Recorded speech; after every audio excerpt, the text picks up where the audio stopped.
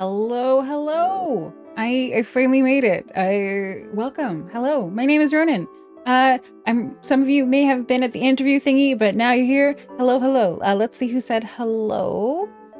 Congratulations to you on the first hello, hello, hello. And Aku, hello. Lumen Star Spark, hello. Cooks, hello. Automactic, hello.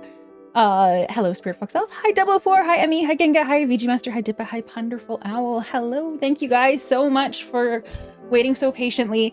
Despite my best efforts, there are still some issues with my transitions through things, so we're gonna hit scuff. We're at the midpoint, I think.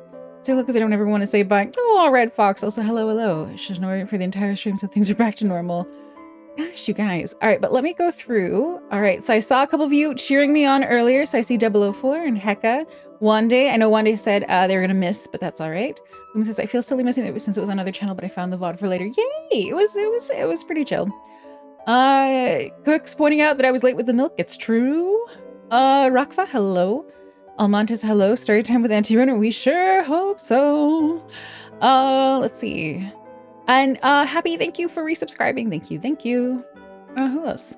I saw Red Fox. I saw Cow Friend. Hello, hello. The pinned message, by the way, has the lore for reading along. I couldn't really find a way to display it on screen in intentional ways, so you guys can, if you want to read along, you can. Otherwise, you can listen. It's not like a crazy long story or anything like that. Some discussion of my account profile picture, dark themes, parasocial tendencies. No, worse than that. I've never played Mega Man Happy, so I'm not sure about that. Hello, Gwendolf. Hello, hello. I was like, I was just gonna format it. Oh no, don't keep the expectations low. This is just my own fun writing. Can't wait for Phantasy Star 4 today and nothing else. What do you mean? This is a lore stream. Did I get the milk? No, I didn't. In fact, I have some milk to finish off shit. Let's see. Hello, Gwendolf, you did. You did make it for the lore stream. Hello, Kairu. Hello, hello. Scuff is part of the fun. I hope so. Hello, Wandering Jen. Hello, hello. Thank you for living. You're very welcome. An interview. Thanks, Gink. I appreciate it. Punderful said, unfortunately I can't stay up, but I wanted to say hi to the pretty green lady. Thank you. Hello, and I hope you sleep well. Not too late for lore. Let's go. Yeah, Orange Corbin Man. I started super late. The formatting was an expectation thing, just genuine curiosity, because it can be shit to read on PC, I believe it. Ron had a hard time because she isn't writing my fanfiction this time. I don't know why you guys have so many incorrect assumptions about me. I have to correct a lot of these. Is this a common thing or once in a lifetime? What do you mean, Oxnaya? Which part? I'm gonna hate this in the end. You still haven't taken down the community redeem. Will you ever? Oh, I guess I can mark it done now. Here, let me go into, would that be channel points? Manage rewards and challenges. Mark is complete. Done. Community challenge has been completed. I really love the interview. Did you, Omnipotent? I'm so glad. Noodles sends her love, by the way. She's in bed. Big day tomorrow. Absolutely. Thank you, VG Master. If I can't see any BL in the lore. Why would there be? Why? Like a lore stream, this is annual or one-off. One-off, I think? Also, now I just realized by sharing the link, some of you are probably reading way ahead, so you're not gonna have the dramatic impact, but that's okay. We can't stop you.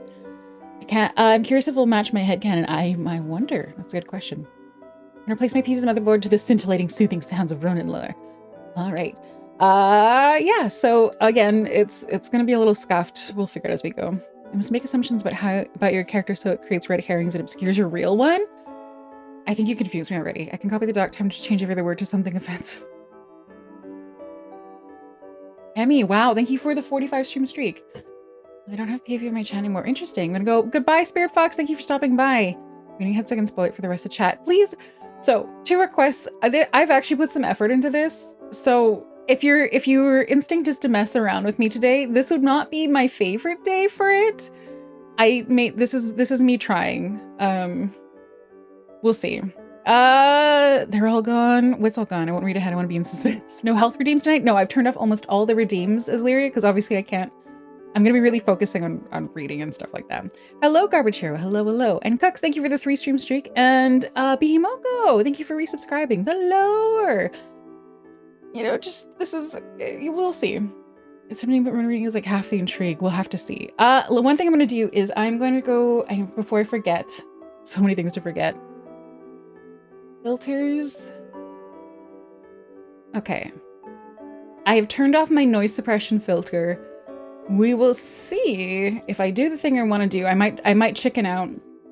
I'm too busy trying to I'm too busy trying to look busy and not laugh while watching you in a Teams meeting and reading the lore at the moment, okay? Woo! Hi, did I say hi, Ensley? Hi, Ensley. And hello, Yule. Hello, hello. Welcome on in. Welcome, welcome. Let me check. Did Dinobot do its notification? Did it do its thing? I feel like Dinobot's been behaving better than usual. Good job, Bot. Good job. Yeah, we'll see. But I turned off my noise filter because at one point, we'll see. I warned my landlords, as weird as it was, but we'll see if it actually happens, where I'm like, if you hear me screaming, I'm okay. Why not 50,000? Because what do you think I'm some kind of main character? What are you talking about? A dino was a good way. Oh, good. But before we start, there was no way to integrate this into the lore reading. Hi, Grandpa. Welcome on in. I did want to show you guys, I got some new toggles made by Artist Mama. Some new model toggles. And one of them been waiting for a while. Now, the thing is that so many of you are familiar with how I look that you guys might think this is too weird. You might be like, this isn't right. But I will show one of them right now because it didn't really fit into the story. But let's see if this works. Let's see. It's so subtle, but I wanted to look tired and now I look slightly more tired. There we go. You can see. The under eye shadows. I can make them darker and more intense. It's like, whew, but there they are. It took a lot of convincing to get Artist Mama to make these. I don't think she wanted to make her character look old and tired, but these will probably be sticking around for some time. So there we go. If you, even without this toggle, if you look at my OG model now against my siblings, Artist Mama did give me some extra shadows, but I was like, no, you don't understand. I'm no longer in my youth. I am exhausted. And there we go. Seems fitting. It's like me for real, for real. Yeah, so there's one. I'll show you one other. Again, this one doesn't really fit into the story. It's gonna look so... they look a little silly and I love them. I do love them. So I think you guys know when this one's gonna come into play.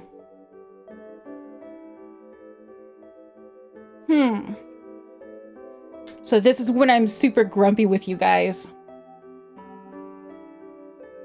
Grumpy and pissy about stuff. There we go. So there's more than a few, but that's I have a mad face now. It's that pat face. Yay. It's a very useful toggle.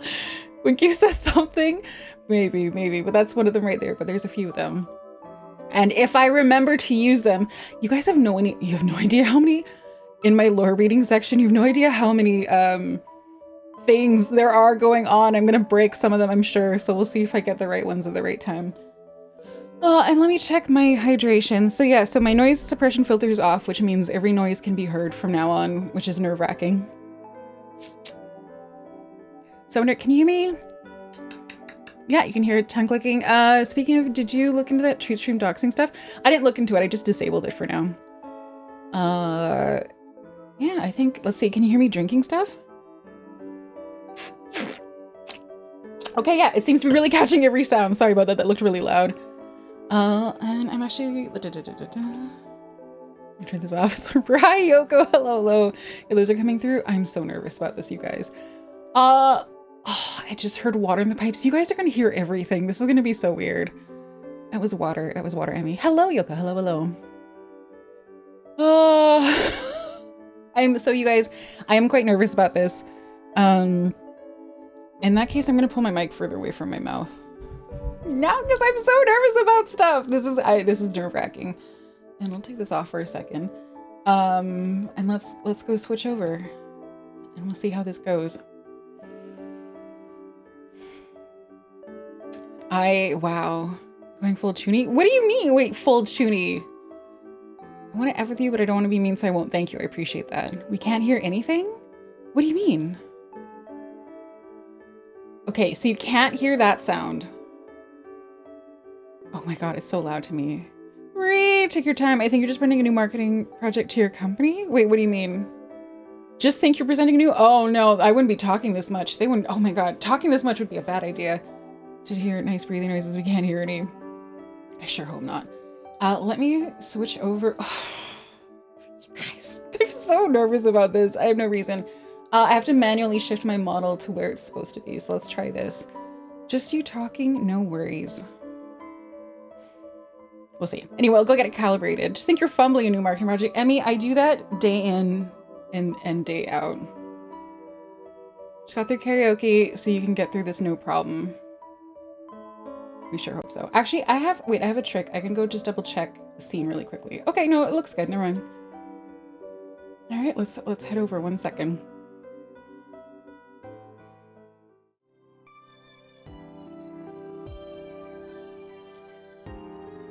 All right, so hopefully you can hear me, you can see the background, and you can hear some music.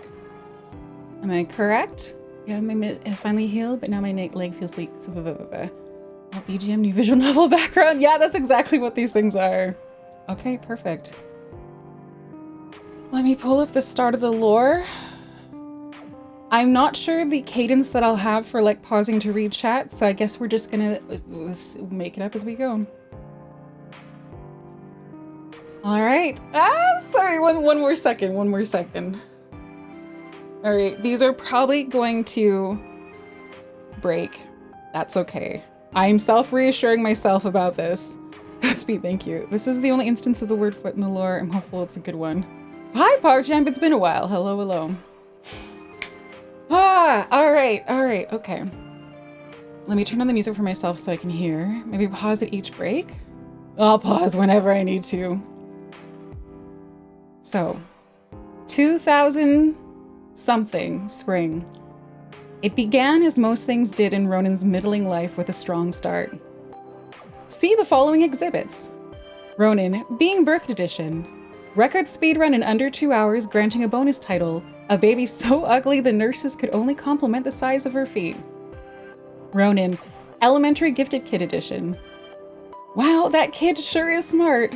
Let's give her math problems and a paintbrush and see what she can do. But then, as it happened with most of the trials of Ronenn's life, momentum started to sublimate. Ronenn, Smartish High School Edition.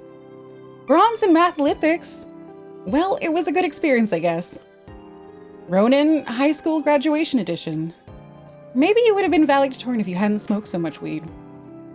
And then, of course, the predictable, anticlimactic, tedious, common end. You know, maybe it's meant to be. Ronenn didn't look away from her student mail inbox, rereading the subject lines over and over again. Thank you for your application. However, we...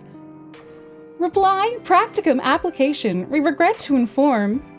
Applications now closed for the 2000 registry. Like, okay, yes, you totally failed to get into any internships now too, so maybe like take some time off and then come back strong. Academic probation just means you need to get your grades up, so work hard and... Thanks, Ronenn said, not remotely thankful, but mildly concerned that Peppy roommate would offer another CD of the best of Tony Robbins if she let her continue. I'll figure something... Her student mail inbox started to refresh on its own, as it thankfully did every 5 minutes so that Ronenn could pretend she wasn't going to anxiously refresh it to herself in an embarrassingly desperate hope. Unlike the last 45 refreshes, there was now a new unread email at the top of the pile. Where is this? Congratulations on being accepted to the Haustoria Institute's summer internship program, where you'll be learning from the best and brightest about the wonders of our natural world. Please note that accommodations, meals, and general expenses will be deducted from your pay. Prior to registration, you will be required to sign a general non-disclosure agreement and a general waiver of all... Holy shit, Ronenn muttered. Peppy roommate ran over and gasped 3 inches from Ronenn's ears. What the fuck? Peppy seemed more surprised than Ronenn, which would have been annoying if Ronenn hadn't been so goddamned relieved. How? 1 second while I hydrate. Student mail inbox? Email. Just checking through, just quickly skimming it while I take a drink. All right, let's see if this will work.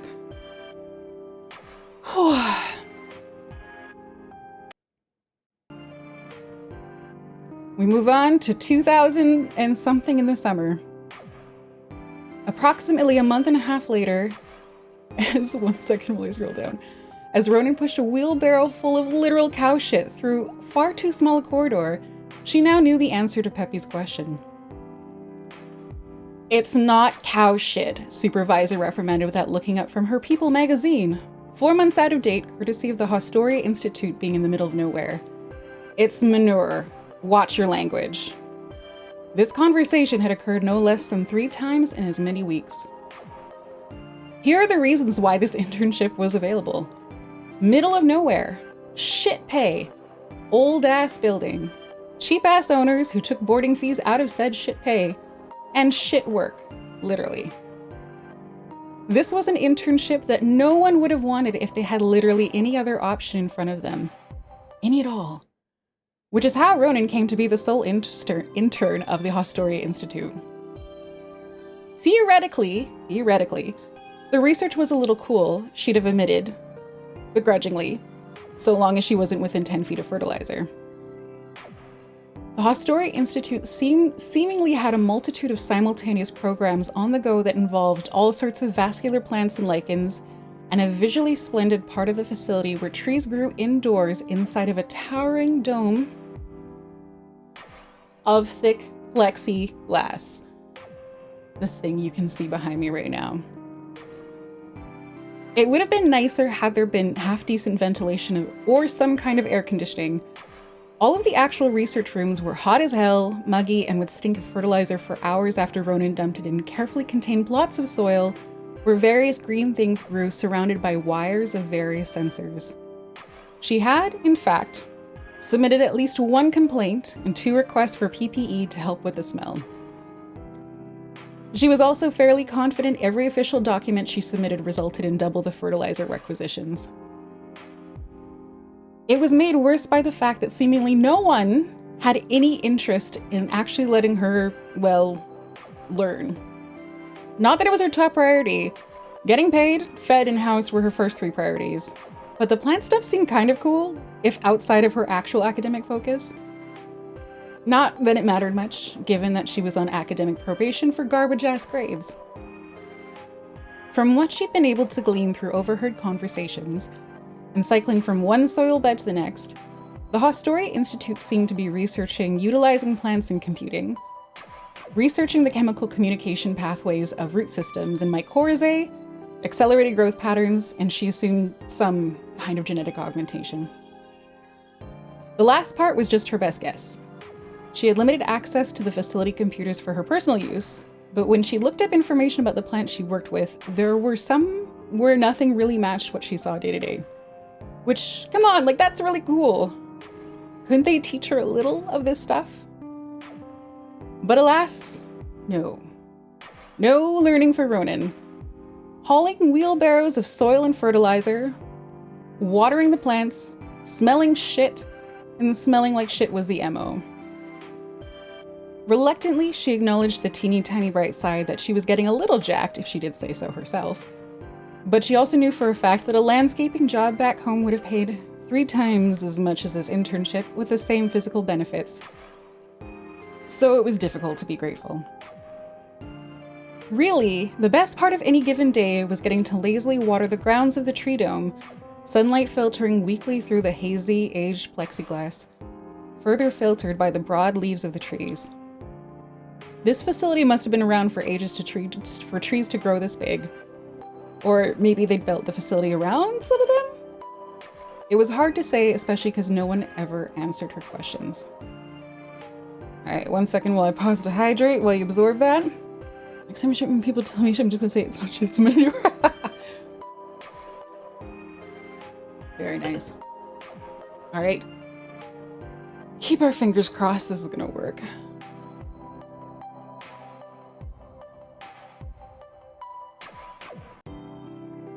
In a completely different location, notable for the fact that they clearly had air conditioning and literally no one ever stipulated the difference between cow shit and manure.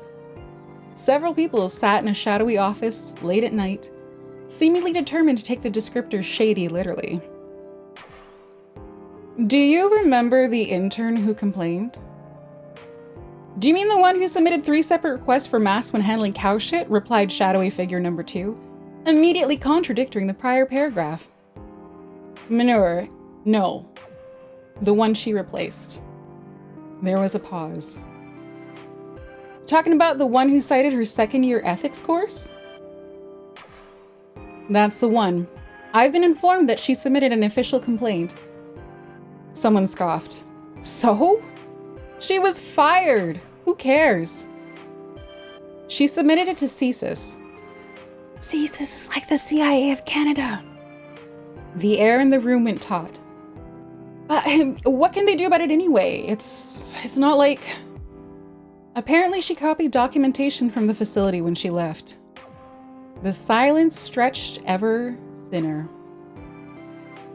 Fucking overachievers.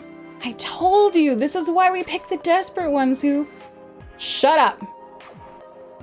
Shadowy figure number 1, who'd clearly earned that rank, didn't speak for several moments. We will, of course, comply fully with any investigation launched by CSIS into the Haustoria Institute and any and all research programs, past or present, conducted at this site. The tension in the room was shattered by noise.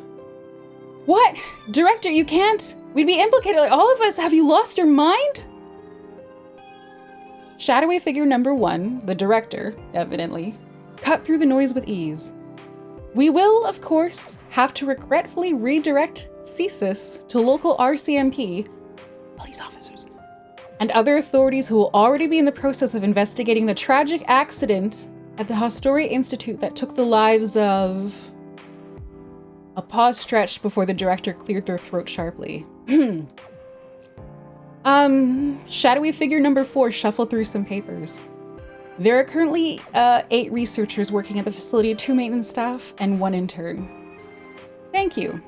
Have legal and PR prepare a statement on how we mourn the loss of 11 lives and will be complying with all authorities to understand how such a tragedy could have occurred. There was another long silence. Director, how will this tragedy be occurring?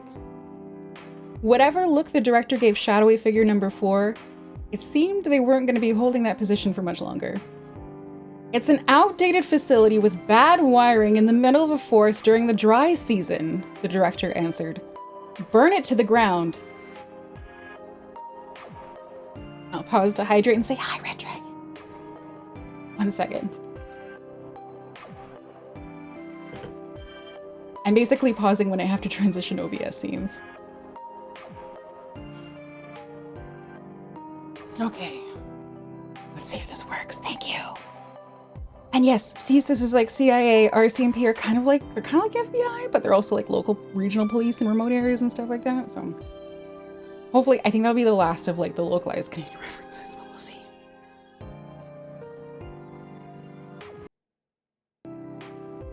The thing is, Ronenn may have been a below average performer overall, but she was always able to start off strong for a reason. She could figure out problems. She was capable of, you know, stuff. She had that thought for a brief moment later. Very brief. It was difficult to think with the facility alarms ringing shrill in her skull without a moment of respite. Maybe if her supervisor had let her access the facility system sometimes, Ronenn could have done something when she heard muffled screams in the corridor leading to the tree dome, the doors rattling as people smashed their fists against them. Maybe, or maybe not. Probably not. This was Ronenn after all. After a strong start in life, a middling adolescence, and a stagnant entry into adulthood, here is the predictable, anticlimactic, tedious, common story of how Ronenn died. It started out with a mediocre day, hot, muggy, and smelling of cow shit. Ronenn was alone in the tree dome, shoving fertilizer from the 5th wheelbarrow that day and packing it down around the base of the trees, trying not to disturb the dozens of sensors that went deep into the soil to pierce into the thick roots of the trees. It probably would have looked lonely, even if it didn't feel that way. The first sign that something was wrong was easy to miss. And indeed, Ronenn brushed it off. The computer systems monitoring the trees 24/7 came to life, fans whirring at a high speed, no doubt suffering under the heat almost as much as Ronenn did. Idly, she walked over to take a look, narrowing her eyes. She had no idea what was being measured by half the sensors, nor what defined their ranges of measurement, but the bright red warning signs across all of them weren't difficult to understand. But there wasn't exactly anything she could do about it. One time, something had flashed on the screens and she'd wandered around for half an hour trying to find her supervisor. Said supervisor had been annoyed, showed how they had access to all the sensors remotely, refused to explain anything further, and sent her back to hauling old soil to be dumped unceremoniously outside the facility, with an implied warning to mind her own shitty business. There were no pagers or phones in the facility, nor did Ronenn even have a work email. Her sole responsibilities involved physical labor. Eating the computer, Ronenn went back to her shovel and wheelbarrow. 1 second.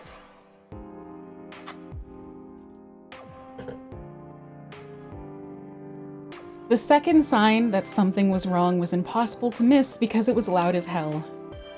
Ronenn had never heard the sirens going off in the facility and had kind of assumed the facility had been built before there were any codes or requirements for fire alarms. This, she assumed, was worthy of seeking out someone who knew what the hell was going on. The third sign that something was wrong was when the doors wouldn't open. 3 separate corridors leading to the tree dome. 3 separate doors that wouldn't open. The doors were the kind with wide horizontal push bars and a narrow vertical window to one side embedded with wire mesh, seemingly as old as the rest of the facility. Ronenn couldn't even spot a locking mechanism. Her heart started to thump a little faster, breath coming out a little more quickly. Okay, she muttered. Okay. A lockdown of some kind. Okay. There had been minimal safety training and certainly nothing that mentioned about alarms or lockdowns, but when had anything ever been explained to her in this place? Maybe it was a system-wide test or an error. Maybe someone had tried to enter the facility? Strange. The nearest town was at least 100 kilometers away, but hikers and campers occasionally strayed nearby. Ronenn jogged back to the computer monitors where the sensors were still flashing red. Maybe something with the experiments? She wondered out loud, ignoring how breathless she sounded. It was probably nothing. She'd probably get in trouble with her supervisor for slacking with her soil hauling. She tried to open Outlook on the desktop, but it wasn't linked to any emails. She looked for any other programs that might have messages or something. 1 second.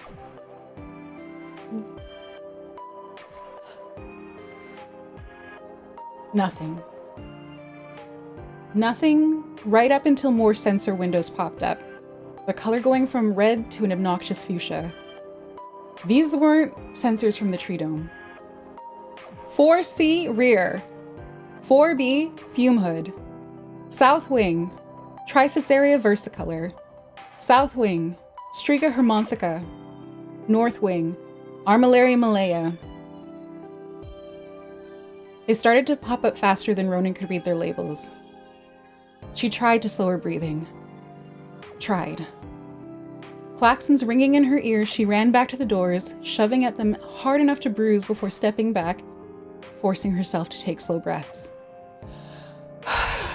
It's just plants, she breathed to herself. Whatever's going wrong with the research, it's not my problem. The thought made her blink and slowly turn towards the trees. Surely. No, nothing. What was she expecting? That the trees would be moving, shaking their branches at her in panic? The thought was so ridiculous it helped to calm her down. Yes, the alarm remained jarring, but all she could do was wait until someone else sorted it out. All she could do was wait, passively, uselessly. The fourth sound of something wrong reversed every reassurance that Ronenn used to console herself. At first, she didn't hear it over the alarms, and it was quiet enough that she couldn't even understand the sound initially. Then it got closer, muffled by the thick steel doors of the tree dome room. She ran over to the nearest door and pressed her ear to it, and it felt like her heart stopped. Yelling. She couldn't pinpoint whose voice it was, though certainly one of the male researchers. Then there was silence. More yelling. Other voices. Something slammed in the distance 5, 6, 7 times. What do I do now? Ronenn opened her mouth and then closed it. What was she supposed to do? Yell back? She couldn't even hear what was being said. What if she got in trouble for making a commotion when she knew something? She opened her mouth again only to realize she was gasping for every breath, panicking. Breathe, she choked out, forcing herself to slow down. Breathe. She walked unsteadily back to the computer. Half the sensors were no longer flashing and had gone black. She still didn't know what that meant. She opened a browser window. No internet. She closed it. It took longer than she would have liked to admit to look up and see skeins of black smoke start to trickle in through the few vents high up in the dome.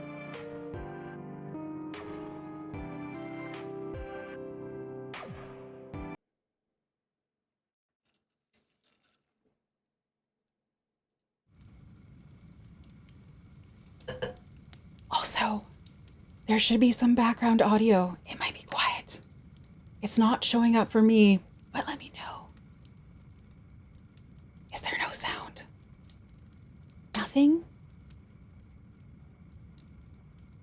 Quiet AF? Okay, there's no BGM. How about now? There we go? Okay.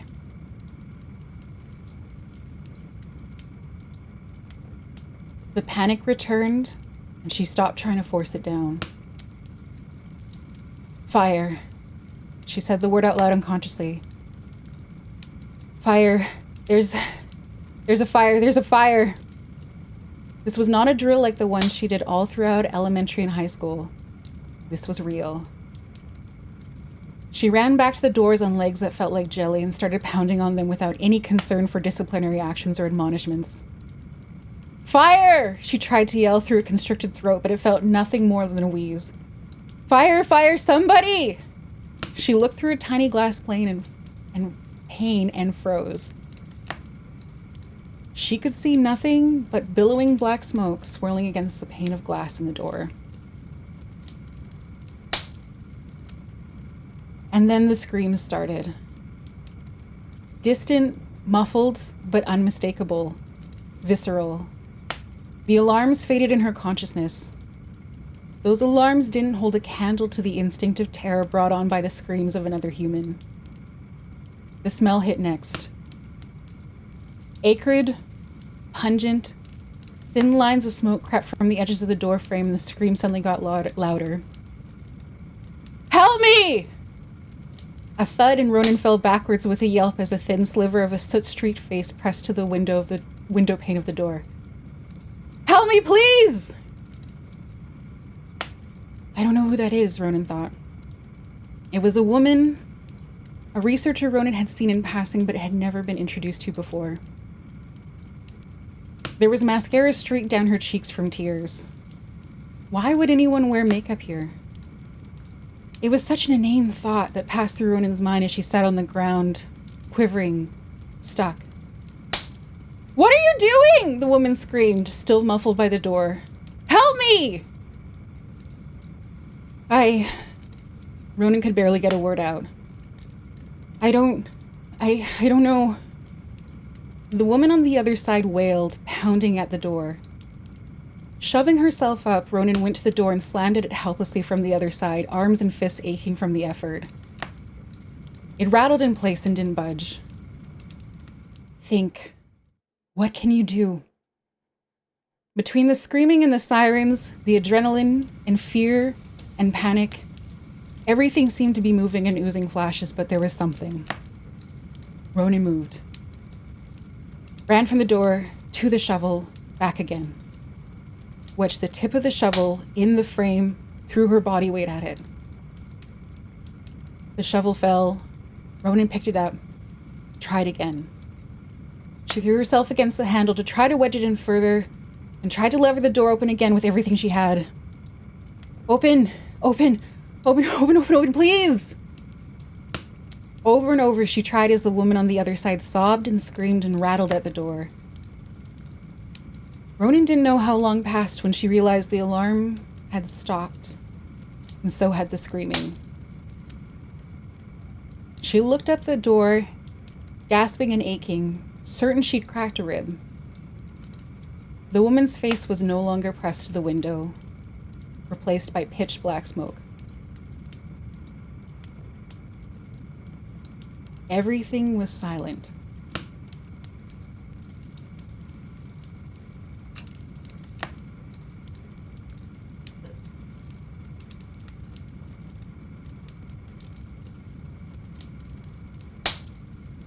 Ronenn dropped the shovel, hit the door, and yelped.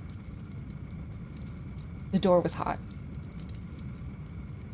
She stumbled back and away, looking around. The dome room, massive as it was filling with smoke.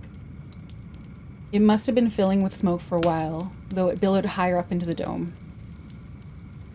Think, Ronenn thought. Stumbling, shaking in fear, Ronenn found the hose and turned it on as high as it would go before dropping it to let it flood the ground. Smoke, she mumbled unsteadily. She vaguely recalled reading an article here or there that smoke was usually what killed people. Stay low? She was already as low to the ground as she could be in the room. But then what?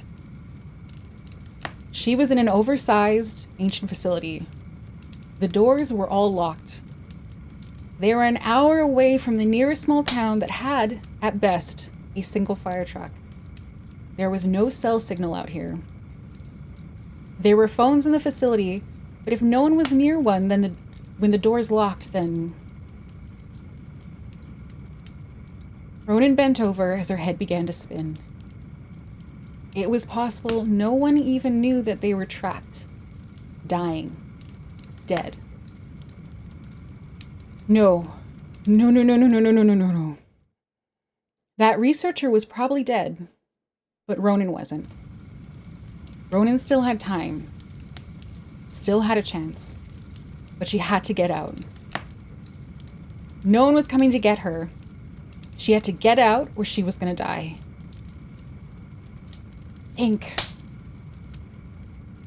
This wasn't about getting medals or good grades.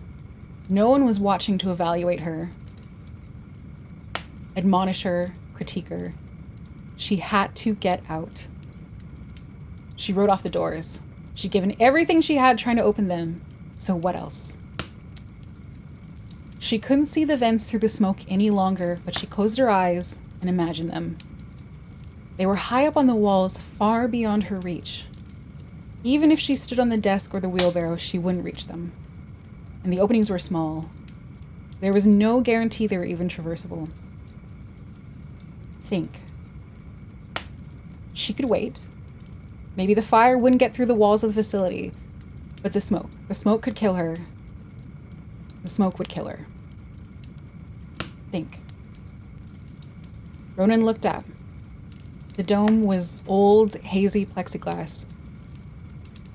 What had it looked like before it was obscured with smoke?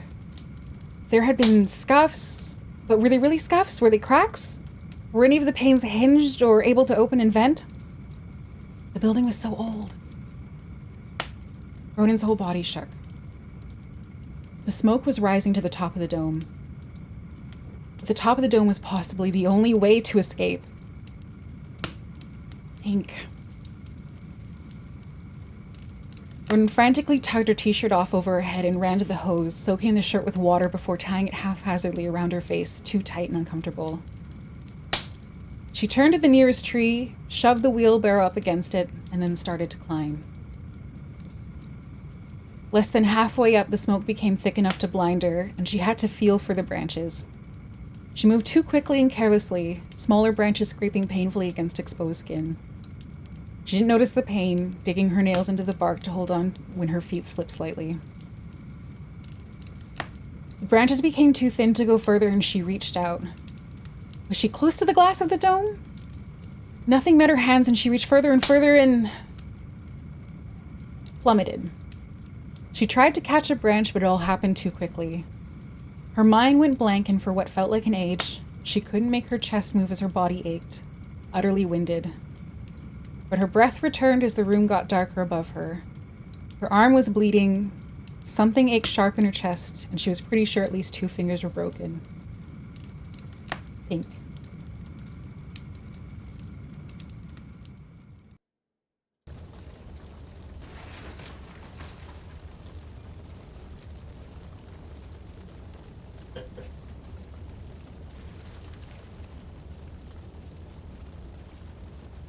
Which tree was the tallest? Where in the group was it?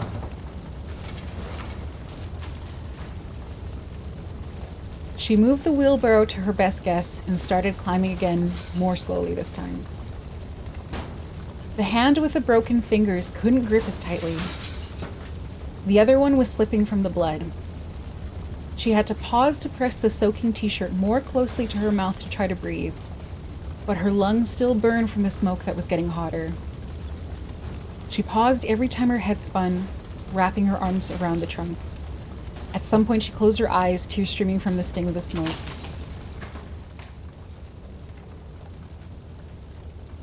She got higher and higher, and then she could see the light as she tried to blink her eyes open for a few seconds at a time, squinting through tears. The top of the dome.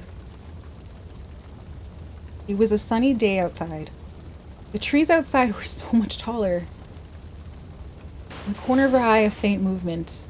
A bird. It was right there. Safety. Survival was right there. The top branches were thinner, but this felt like her only chance. Taking the risk, she pulled herself up, squeezing her eyes closed in brief terror as the trunk bent slightly with her weight. One hand had to cling to the tree, the one with the tighter grip. The other one she reached up and flattened her palm to the panes of the dome. Ignoring the shooting ache, she balled her hand into a fist and slammed it as hard as she could against the glass of the dome. Nothing. She tried again, crying out in pain as her broken fingers throbbed, and then she did it again. She tried to adjust her position, tried to find more leverage. In a brief respite from the pain, she slid her palm all across the glass, trying to find a crack, an edge, a hinge, anything. The smoke was thick enough that she could only get flashes of sunlight at a time. I wonder if I look like the researcher did to that bird outside. Ronenn started to sob and kept trying, kept hitting her fist over and over and over again, eyes squeezed shut. She felt dizzy with the heat, every breath a painful gasp. I don't want to die. The words were barely audible, snotty and wheezing as her throat burned. I don't want to die, I don't want to die, I don't want to die, I don't want to die, I don't want to die. She kept slamming her fist to the dome until she couldn't lift that arm any longer. She held onto the tree, oozing blood all across its bark, until she couldn't. When she fell to the ground, she didn't really notice the pain all that much anymore. I gotta get up. It was a lazy thought, not at all dissimilar to her daily fight with her alarm to get up. She tried to open her eyes against the stinging and saw a glow in her periphery. Oh, she thought. Guess the fire was able to get through the doors. She tried to move, but the end result was barely a wriggle at best. Still, she tried. She failed, of course. That was Ronenn, strong start, lost momentum, and a weak, exhausted struggle all the way to a mediocre end. And that was exactly how Ronenn died. Welcome, readers. Hello. Hi. The fucking timing you guys have. Welcome on in. Hello, hello. Did you quick reading? Hello, Attenborough. Hello, Linkped. Six-Horned Horse. Gently Villainous. Gale Stratus. Swarm of Weasels. Hello, hello, Mr. Sticky X. Bearer of These. Hello, Corpse. Yes, this is not in the script. Like the effects if you're going through reading. Thank you, Catherine. In fact, hello, Genie A1. So welcome. My name is Ronenn Haustoria. I am a decrepit, dusty plant tag VTuber. Hello, Mario Rossi. And right now we are, I am reading out my lore. And if you look at the pinned comment, you can go ahead and find the lore document if you want to check it out at any point. Thank you for the follow, Genie. The timing is impeccable. We reached the point of the lore in which I have died. I burned to death. Welcome. 1 second while I hydrate.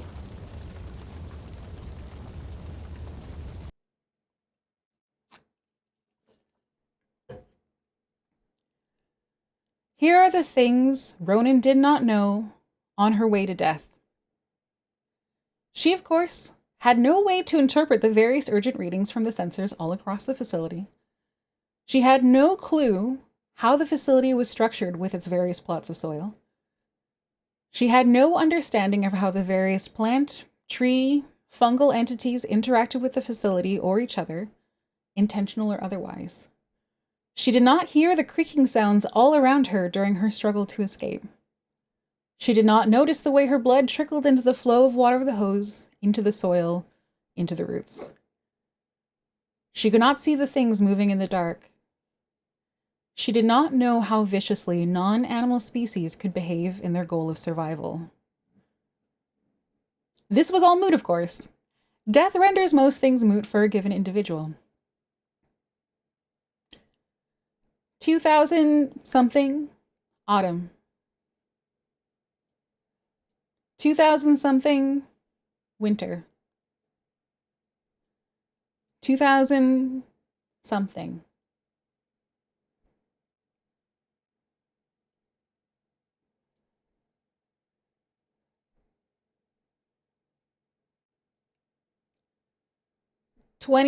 Teens, something.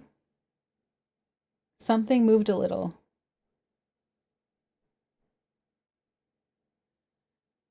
2000 teens, something. A bird, pecking at little sprouts growing from rubble, burst into surprised flight as a pebble rolled down the slant of the ruined institute. 2000 and something.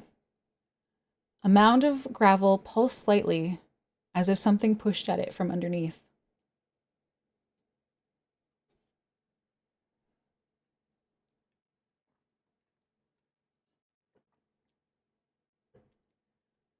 $2020-something? Later, Ronenn's best estimate for how long passed was a very long time. She was fairly certain at first there were only the briefest moments of semi-waking consciousness. These could have occurred over days, weeks, months. Time passed and she eventually noted sensations. Painful ones at that. Breathing hurt. Wriggling hurt. Things poked at her body and that hurt too. Her chest hurt. The first conscious thought she had was, ouch. The second conscious thought she had some unknown time later was, oh shit. The next period of time was one that overall just sucked and included in no particular order, not remembering what had happened, remembering what had happened, ardent confusion, sickening fear upon opening her eyes and realizing she couldn't see, a brand new flavor of fear upon realizing she could probably see, it was just that she was trapped underground. More confusion as to how the hell she was alive given that she was buried underground. Some more visceral panic attacks relating to the claustrophobia of being unable to move and encased in dirt and rubble. Eventually, however, the body cannot sustain panic, and in the exhaustion that ensued, Ronenn realized for one reason or other she continued to be alive. She was goddamn fucking alive.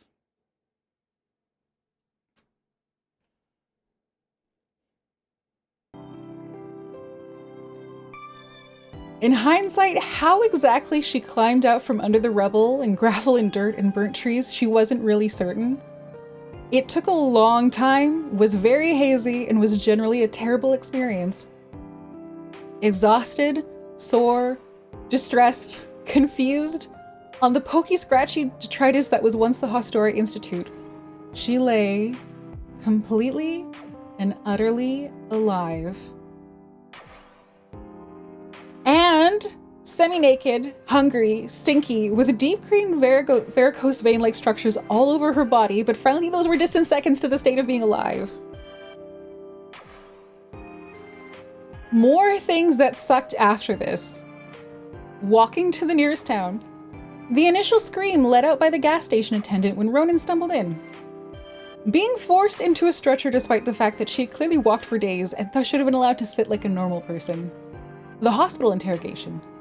The swarming of police who then also interrogated her. The arrival of people in suits with vague government titles who interrogated her. The fact that it took until that point to get her questions answered. The discovery of how many years it had been since the fire. The absolute fucking meltdown she had to demonstrate to shut down any suggestions that scientists would want to investigate the green things on her body. The paperwork involved with coming back from the dead. Seeing her family cry. One second.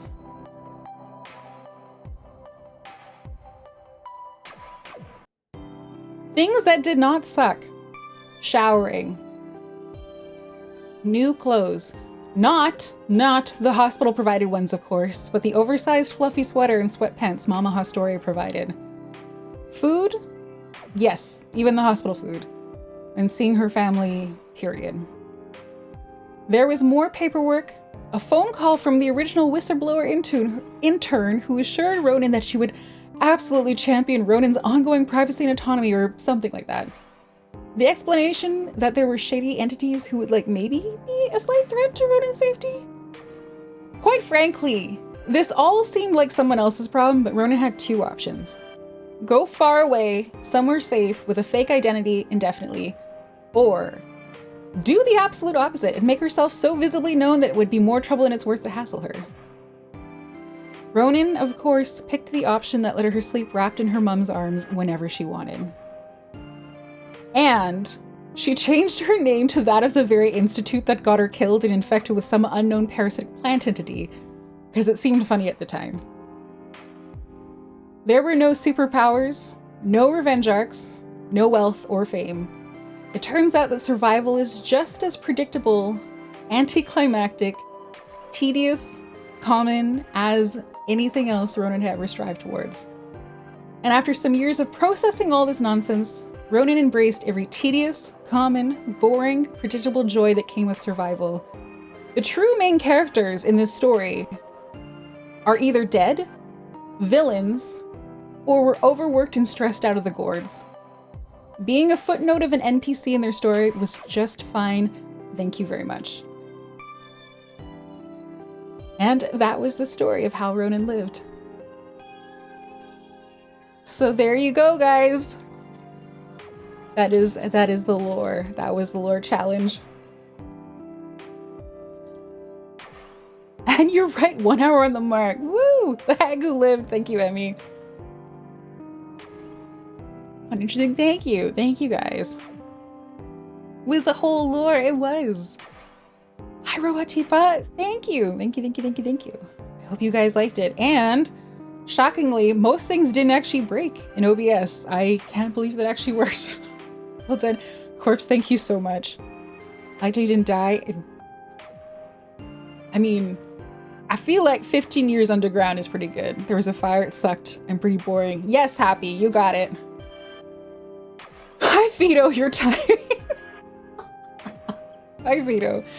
Stayed way past my bedtime for this was so worth. I'm so glad, Lumen. As you guys can tell, much like anything else that requires even a modicum of effort, I was very nervous about this. OBS didn't break, but the dam on my tears broke. I cried while rating this, for sure. Was I green before? Not quite, no. I'd lived, never would have guessed that. What a twist! Timing, what did I miss? You missed me reading out 5,000 words of lore that I wrote. I just finished. Very good, a fun read. I'm glad you liked it. She was just pale. No vitamin D. No, in general, most Canadians are deficit of vitamin D. It's a little strange, but the lighting on the unconscious bit reminds me of when I was unconscious. Mm-hmm. I agree, Oxnaya. Ronenn, the hag that lived. In a very mid-boring way. Sor, hello, welcome on in. Hello, hello. So any new model would just be a horrible mutation that came from the incident, or Ronenn just got new clothes. Yeah. I mean, it's whatever I want it to be, right, G-Minx? Less green, so she had the platinum blonde and the yellow eyes. I guess we'll have to find out. That was really cool. I like how the plant veins show up at the end part of your model. Thank you, Gwendolf. I feel like a plant that brings people back to life is worth some investigation. Yeah. Yeah, no, I think there's just a bit of vivisection between friends. Hey, Corpse, do you know my friend Hecacenobine? I have a friend who the word vivisection comes up very positively on the regular.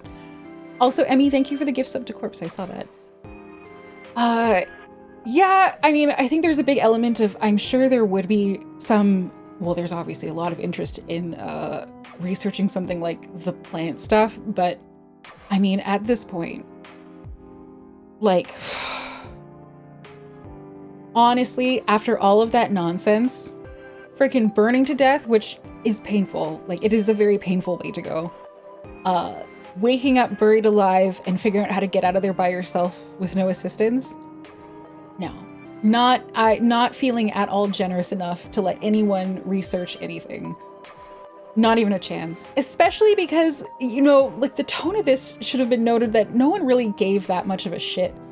They're like, oh, like this is kind of freaky, but mostly everyone's worried about their own asses and their paperwork. And if you didn't get it, the actual main character of this story was that super cool, super smart intern who did the initial whistleblowing, who then chased down the people responsible for all this stuff. Constantly were dogging them about it, got them in the news. Eventually, when some of the victims, like, you know, like a real hero, a champion, and that's that other character. A roommate who was in a coma for year 2 and she told me a bit about it. Yeah, it's gonna be surreal. You weren't the intern? I was the shitty intern. They were the one that like took the documents and blew the whistle on unethical stuff. That intern, not Ronenn yet.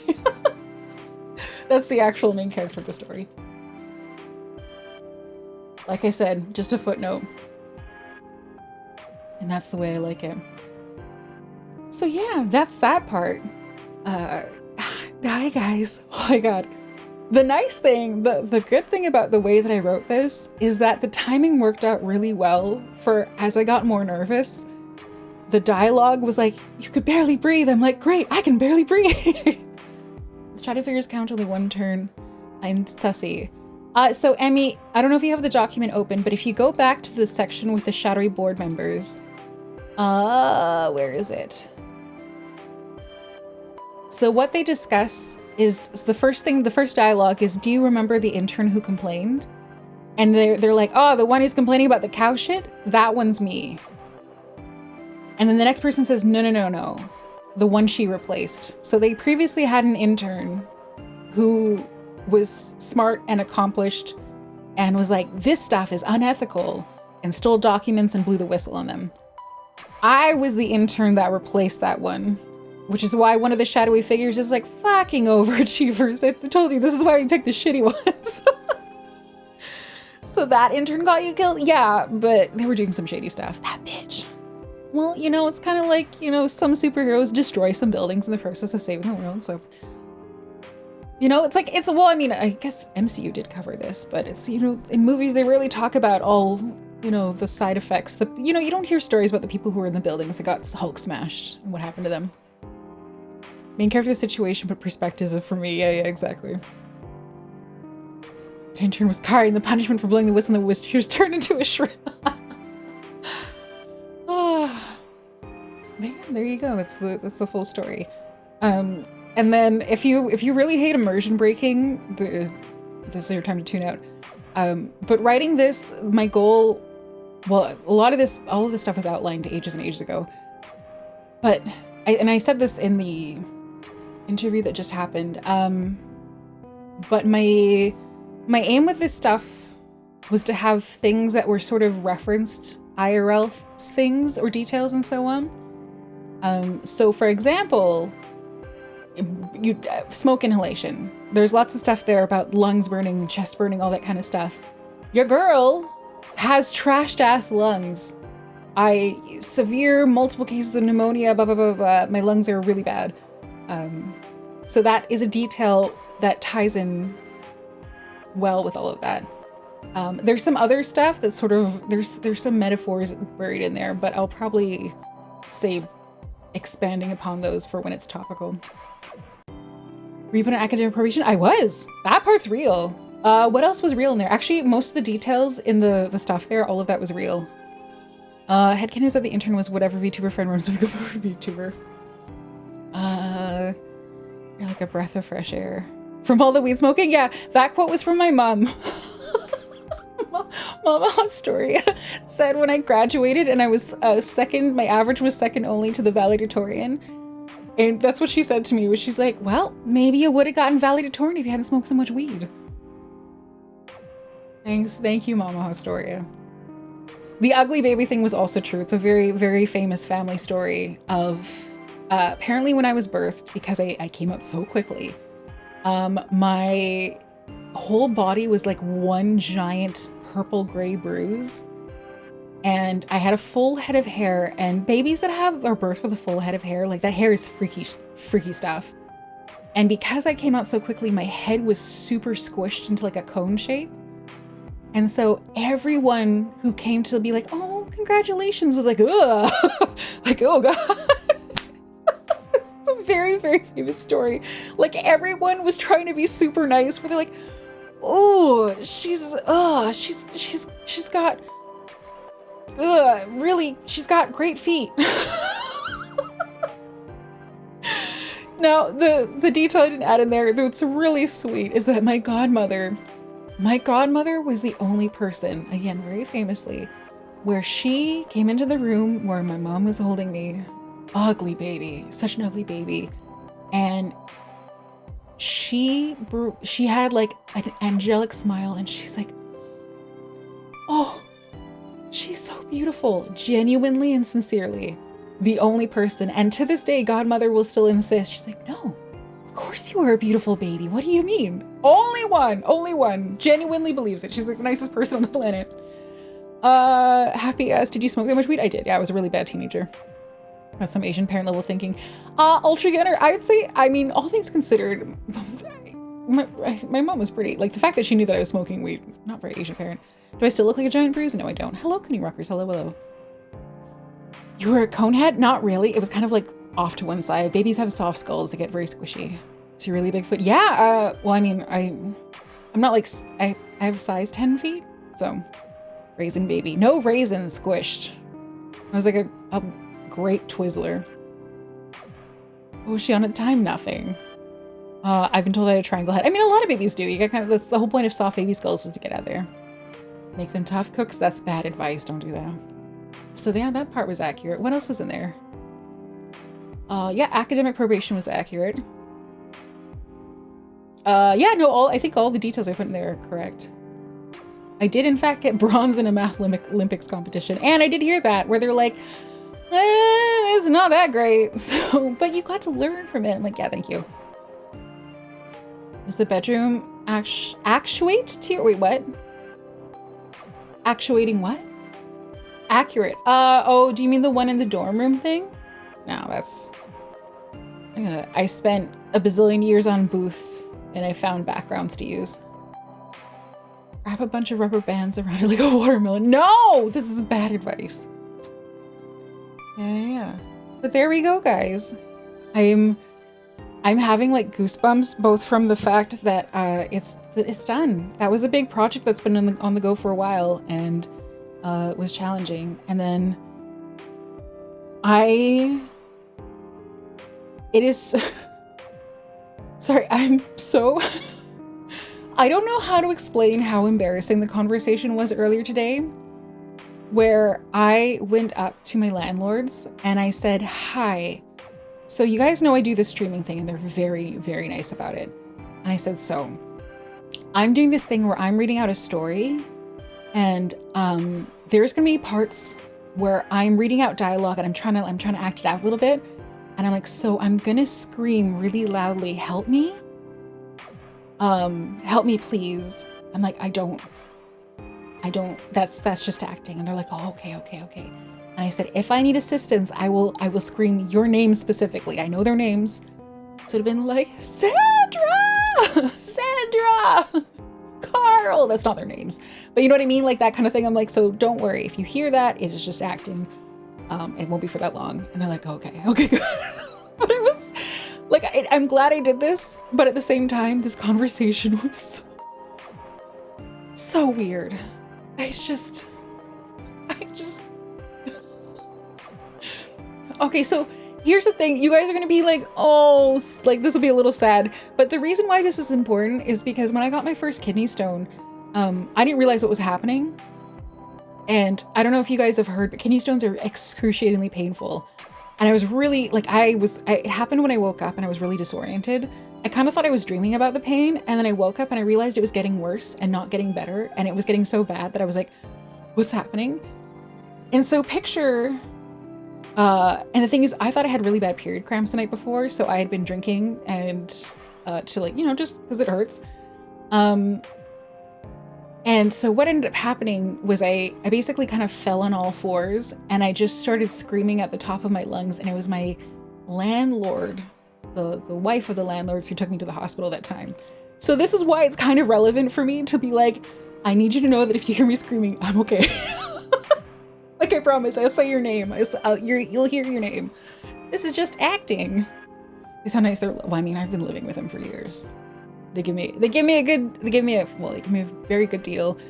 I'm a good tenant, and in turn, when they're away on like vacations and stuff, they have someone who can like watch the house for them for free, you know? So, and they're also getting older as well. And we've kind of talked about how they like having someone around because they like knowing that there is someone around if something happens. I go come up 2 hours, hopefully work is calling. You're too distracting. Sounds good, Red Fox, thank you! Good tenant, except the occasional screams of terror. Their hearing's not so great anymore. And before I moved in, they redid their insulation, including the sound insulation, so they don't hear very much from my area, thankfully, unless I'm screaming at the top of my lungs. So yeah, there we go, guys. I hope you enjoyed. I will share the link in the Discord. You read it once and it's kind of done, but we'll keep it the lore for anyone who's curious about it. But hopefully that matches what you were thinking of. You gotta scream louder. I can, believe me. Good cringe. Wait, was it cringe for any? Well, you know what, actually. Yeah, I mean, I can see why it would be cringe because I think hearing someone who's not good at voice acting try to do voice acting stuff can be kind of like secondhand embarrassing, but also, I did my best. I didn't find it cringe. I'm glad. Let's see. Also, did I say hi, Ultra Gunner? Hello, hello, hello. Yeah, there's lots of stuff. You did fantastic. Thank you. It was not cringe. Thanks, guys. Well, I mean, the people who do think it's cringe aren't going to say anything because they don't get dogpiled, but nice writing style. Thank you. More just audiobook. I don't know, Ox and I were here the whole time. I did do a little teeny weeny bit of it. Hi, Salt Wizard. Voice acting really handsome. Thank you. It's only cringe if you let it be cringe. Yeah, and I've been so stressed about this for so long that now I'm too relieved to feel embarrassed. Even teared up a bit. Aw, Cleo Liver, that I'm not gonna say it makes me happy, but I teared up while I was writing it. You gotta believe in your performance. Well, I was scared during part of it, so I was cringing the same way that watching a VTuber's cringe. Oh, that's a good comparison. Oh, thank you for that. The part for me, assuming you were already good at doing different voices, you're good at that. I've got a few, but I'm not like one of those people where I can do a bunch. Are you gonna redo this for a YouTube video? That would be neat, Q. You know what? Oh, maybe that'll be a fun project. Well, this VOD will go up as is, but that might be fun to redo a recording and make it a little more refined. Oh, that's a neat idea. An actual without the pause of you saying I'm drinking water. Yeah, that's fair. That's fair. Well, and I mean, an actual thing I can edit out and cut out pieces and stuff like that and kind of mush it together. So yeah, that'd be kind of neat.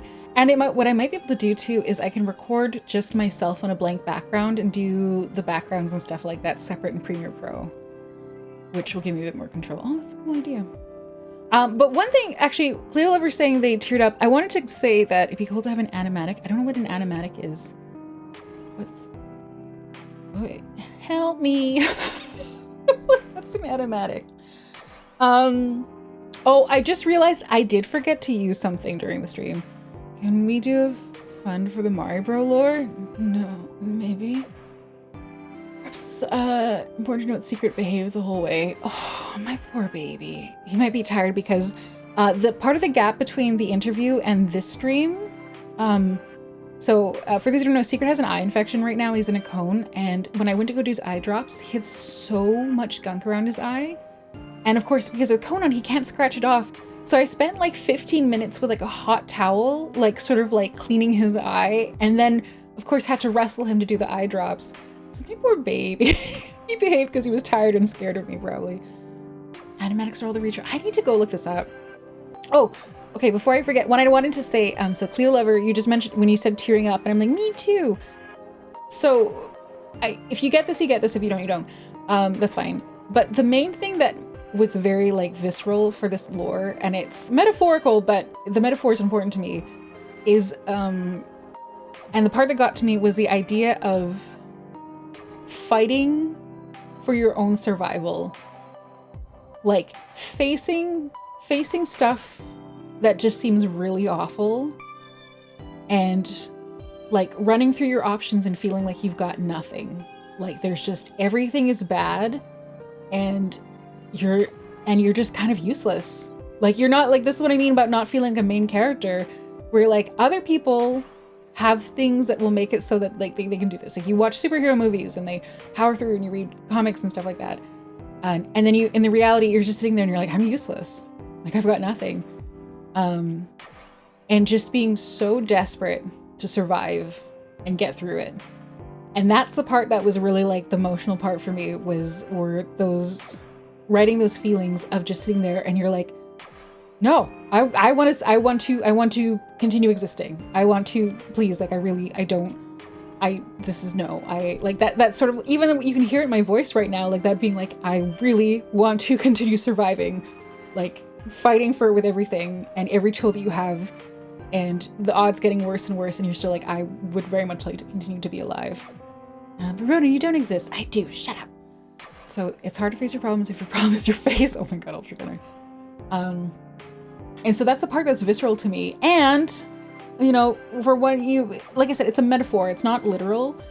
And then the part where I think G-Manx was laughing about it, where like, now you're a VTuber. Because that's the funny thing about VTuber lore, where they're like, I was the 11th prince of hell, and I fought against 45 other princes with all the powers I had. And then the Greek gods of blah, blah, blah, blah, blah, and still they're power to me. And now I'm a VTuber. Like that's the funny part. But where the transition is the idea of surviving. And it's very anticlimactic to survive.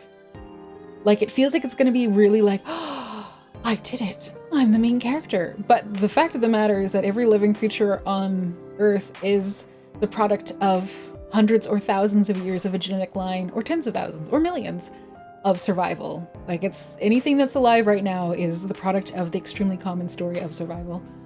And going through all that and just being like, I'm really happy to be alive.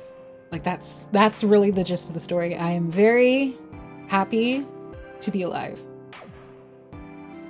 That's it. Backstory much more grounded. Literally, sticking with magic talking brick is the guide into where human bear. Go for it. It has the meaning you prescribe to it. It can be beautiful if you say it is. Yeah, exactly. Always be my lord. Go for it. Hello, Rex. Hello, and hello, Birdmoss. Happy live too. Thank you. I'm glad. Money at times, but sure. I know, Oxenite, I really like that. Grounded, yeah. Polychroma meta. Also, hello. I feel the same way too. Sometimes I have to run away from places if I don't, if I don't matter and feel out of place. Yeah. Exactly. And so knowing that the story is in many ways a metaphor. Did you miss the story? You did, Rex, but that's okay. The VOD will be published, and you can still click the link if you want to read it. What was I saying? Yeah, so knowing that it's a metaphor, if you read it and you're getting things where you're like, this feels kind of comparable to an experience, you're probably right. Notably alive is an interesting trait. Yeah, you know what? Of all the people in chat right now, I'm like, survival, the joy of survival, and Corpse is like, yeah. Yeah, okay, you're gonna keep saying the word survive? Okay. Corpse like slowly tapping her foot, being like, okay, I get it. I get it. I get it. That's enough pieces. That's enough pieces. I belong here and I refuse to leave. Then you do belong here. Hello, Neonomancer. Lore. Yeah, the lore is completed. I'm excited to listen to the VOD tomorrow at work. I'm off to bed, so I'm happy to have lurked. Sounds good. Giggles. Sleep well. Sleep well. Sleep well. Sleep well. And yeah, so let me I'll take a screenshot. Oh my god, what a disaster. My stream deck for this thing is a disaster. So for anyone who's curious about this, the stuff that I was really like, not struggling is the right word. It's just, I was doing it too quickly and that's not the right thing to do. So I have something called a stream deck, and in stream deck, you can program something called multi-actions. And the way the multi-actions I set up is that I would press a button and it would activate an animation, and then it would start activating different layers in OBS while also changing settings in VTube Studios to get the visual effects. And what was happening is I would switch between a scene and something would go wrong. The wrong visual effect, the wrong background, and then having to go through, because each multi-action, when you open it, there's a list of a dozen different steps that you're telling it to do, and trying to find which one is the one that's going wrong in the sequence. And that was the struggle. And theoretically, why couldn't I just have read it on a regular background? I don't know. I don't know why I did this. I can't explain it either. Even Haustoria great overarching literary theme. I don't know if it's a great theme, but I think it's relatable, which is kind of the thing about if you're kind of average, then there'll probably be a lot of people who share stuff with you. I missed the interview today, but at least I managed to catch my backstory. You think? I'm glad. It was fun, right? I'd have to think about whether I would describe it as fun. Did you? Because you're based. Thanks, Neonomancer. I'd be like, I'm not sure how many people would agree, but thank you. If you told, I've always preferred the term backstory to lore, especially because I feel like the word lore has become overused. I'll go for it. Go for it. Go for it. Now I'm thinking, like, would I describe this as fun? I don't know. Yeah, I don't think fun's the right word, but it's a cathartic. No. Sometimes what happens to me is I get an idea in my head and I want to see if I can do it. And it's okay if I can't do it, but I really want to find out if I can or can't. And so being able to push through is like, I feel like a dog with a bone. Even if it fails, I just got to see if I can or can't. Just in Discord, a bunch of people decide to reference the Quispy meme. What's the Quispy meme? What's Quispy? Oh no, is there a peanut gallery watching while they're in VC? Oh, fuck me. I always get weirdly like meta self-conscious when I accidentally open Discord and I see, and there's just a group of them. And I know that they're listening to me, but they're listening to me as I watch them listening to me. And it starts to get really like, woo! It's like one of those things where you accidentally like select your own screen and you get like the tunnel vision type of thing. Let's see. Limit testing yourself. Yeah, Ultra Gunner. I feel like it's like a curiosity killed the cat type of situation. For whatever reason, my brain brings up this intro from a song from a random metal band I listened to a lot of my teens. Apparently audio from a show, but never looked into much. Oh, neat. It's the one guy's burnt face, I think. Yeah, I just saw it, Oxnaya. It's super gross. I'm probably gonna watch the VOD, though for now I think I'm going to read the document. Sounds good. I also feel like someone's watching me and I can't get her privacy. Yep. Let's see. Who can I... So it's funny. Wait, disable that so I can see usernames. Only one person's username is obscured right now. Who are you? I'm curious. Oh yeah, look, I can call all of you out. Although now I can't think of anything on the spot. Yeah, Red Dragon's very proud of himself with the heh there. Meanwhile, Aku's cursing him. But yeah. Do you guys have any other questions about the lore? What'd you guys think? Sorry. My brain is goo. Other things that have been, like, I think I mentioned, we have, last time you tried it made me laugh, so feel free to call me out. That's fair. It's from Other Day stuff. Welcome back, Epion. Hello. I think it was great. Heka, you're the best. I feel like Heka is sharing. I feel like Heka shares a little bit of energy with my godmother. Do you miss all the lore? Yes, you did, Epion. More coming, no promises? More coming of what? No, that's all I have written. But yeah, I feel like Heka shares some energy with my godmother, where I feel like Heka might be one of those friends where I could show up like the ugly baby, and Heka could be like, you're beautiful, and mean it. Now, the difference being, I think later Heka would acknowledge, like, no, I can see why, like, a gigantically bruised, hideous baby might seem ugly to some, but you were beautiful to me, and I would believe him. Is it a bad word? Well, Peppy, I believe in you. You can do it. And if you're curious what the frick I'm responding to, hi, welcome to the Discord. Come join the Discord, and you can find it exactly. I just clickbaited all of you. Let's see. Will there be a continuation marketable spin-off series of animated shorts about the real protagonist? There should be, Emmy. I just gotta figure out more about them. When do we start? How long did it take to write? I said this actually garbage here during the interview. I think if you added up all the actual like hours of typing, probably about 6 hours. If you add all the time I put into thinking and staring at the cursor, way longer than that. Oh, I see that. I love the lore. Thanks, Sor.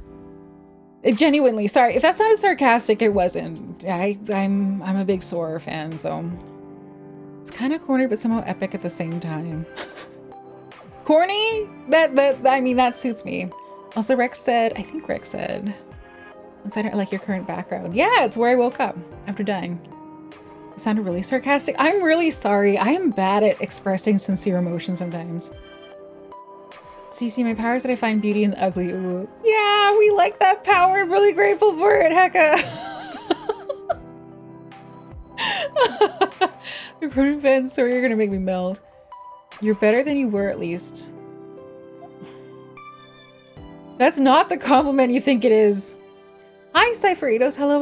How are you doing? I'm also gonna hydrate really quickly. I'm feeling stuffy for some reason.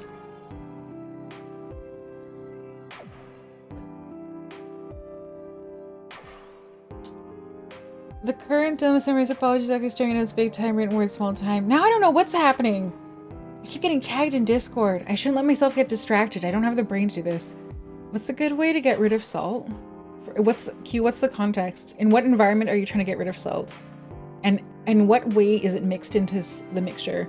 So you might have like a heterogeneous mixture of like, say, solid salt cubes with other stuff. Or if you have salt in solution, like those are two very different things. I'm salty. Go watch like My Neighbor Totoro or something like that. Don't get distracted. Guys! Oh shit, let me open up my... There. Okay. Before we discovered much less salt. Let's see. What was I actually missing? Not gonna lie, I also have the sarcastic sounding words problem. Yeah, Red Dragon, and I just have a hard time where I'm like, I'm just sitting there feeling like you guys know what, have you ever seen those videos of where someone puts little like snow boots on dog feet and the dog just sits there frozen and stiff? And I'm kind of like that sometimes, where I'll be like, hey friend, I think you're great. And that's the best I can do for expressing human emotion. Grandpa said, what I was referencing that pops into my head when I hear some VTuber lore. I remember the first war, the way that the sky burned, the faces of angels destroyed. I saw it there, of Heaven's Legion banished, and the creation. Yeah, I know. Let's see here. Wait, who's getting rid of me? No one saw Wizard. You're far too useful. Wizards. Remember just saying once, stick a potato in that bitch because she's salty. Oh, yeah, potatoes do help, don't they? I was thinking from like a chemical perspective, from like, how would you extract salt from a solution? And that's a desalination plant, basically. And then I was like, desalination plants? What about that city happening in Saudi? And then I was at risk of completely forgetting I was streaming. Studio Ghibli is particularly pretty good at removing emotional salt. Yeah, Red Dragon, right? I think it was pretty good one. Great low reading. Actually stopped drawing and thought, hope she'll be okay. Rakva! Soapy! That's so nice. Oh, that does remind me though. I realized, I think I said this and I got distracted.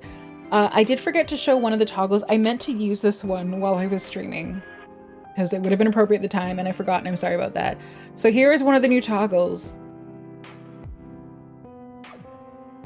So this is for when I'm sad on stream and now I can express when I'm sad on stream. Like this. Just like this. So now when you guys are mean to me, I can show that you guys are making me really sad. And if I actually cry on stream, I can use a new toggle. Just like that. Finally, there we go. That's the Emmy I love and know. I'm emotionally compromised right now. This has actually brought some tears to my eyes. No, I'm so sorry. Your default face understood. I'm very sorry, Haga. I have cried so much. I am good at making my crying sounds because I'm visceral. Like I know what I sound like when I'm crying. What else do we got? Okay, I turned off the eye shadows, but we're gonna turn them back on because I'm feeling them. It was actually quite convincing. Like I said, I wish I was a nice crier. I'm an ugly crier, and I know exactly how my voice turns into like, it's like a cross between Pixar Mom and Goofy when I cry. I'm still an emotional brain that cried 3 times a day because my sad and so she loves me so much. God, I know that feeling, Hecka. All right, so what else do we have for the new toggles? Let me go and see. Oh, I might need to go to my chatting screen and turn off some of these, how do I do stuff? Doing crying angry face for a whole stream. Oh my God. Okay. Can I... Okay, I have to do this in VTube Studio because I forgot how to do things. Wait, actually, maybe if I switch to... Oh, I might have an idea. 1 second. Okay, perfect. That removed the VFX, and then I can go to chatting. There we go. Woo! I got out of there. I got out of the lore scene safely without the VFX. And that just gives it... And the reason why, and this is really silly, is that a couple of my toggles do not look right with the VFX. Yeah, the other BGM. I'll include it in the loop soon. MRA, what's MRA, Kairu, other than the thing on Reddit that we don't talk about? Good morning, Buddha Sensei. Hello, hello. Loving sounds a giveaway. Yeah, that's exactly what Bird was. Let's see. New toggles. Shit, where are you? So, if you've been around, you know that normally when I blush, it's like that, and my eyebrows do the little thing, and now, actually, where's my hotkey for that? Sorry, things were rushed. Let's do that and. Okay, so this is another blush option I now have. So now I can blush without having my eyebrows look things. So I can just be like, hi, you made me very happy without being kind of sad about it. Emery's Alumura, but really short. Oh, that makes sense. First room, by the way. This is literally a second model inside of my thing. I'm struggling. Look like you're drunk or drunk is what the blush is. Sure. Actually, yeah, this would have been perfect for the wine streams, hey? Cypher said, I almost forgot something to do, so just that I won't miss it before I go to bed soon. Okay. Oh, let's see. Epian said, WTF, I miss so much. I mean, not some, but not as much as you might think, Epian. I'm also struggling. The other thing too is that there are only, now do every toggle. I'm gonna get there. I'm just yapping at the same time. And so now I can turn this off actually. And so you can just see the blush is still pretty faint because Artist Mama is very subtle, but when do we get Tiny Ronenn back? One day. But every time you ask, I push it back 2 weeks. Now do it. I'm getting there. So one of the ways that you can activate toggles is through like these 8 colored circles, but there's only a maximum of 8. And that makes it more challenging. Why are you so like my mom? Because I'm probably close to her age. Okay, let's do caps lock. What was it in? There we go. Okay, that one's gone. What else do I have for hotkeys, actually? I forgot where I put them because I really did some rapid reorganizing. Use hotkeys like a normal person? Shut up. We did the eye stuff. Oh, you guys saw this one earlier, but I'll show it again. So, for example, you guys keep freaking demanding Tiny Rona. This is the face I'm gonna use. Just like that. I wonder if, can I combine the blush with this? Oh my god. I can be just like the head pat. Because I end up with no clothes on all the time. Oh my god. God, you guys are so demanding. Jesus Christ. There we go.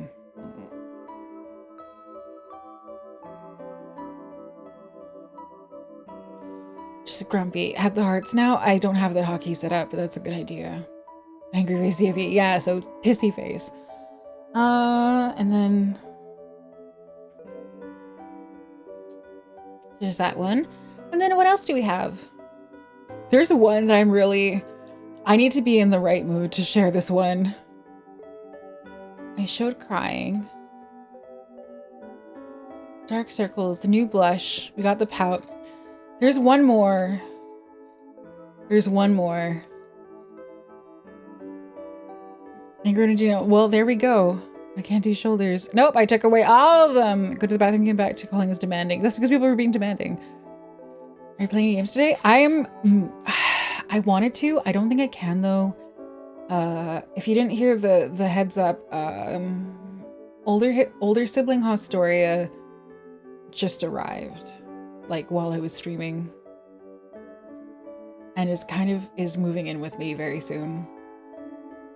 So there's a lot of stuff going on. Hi Barnaby J. Hello, hello. How are you doing?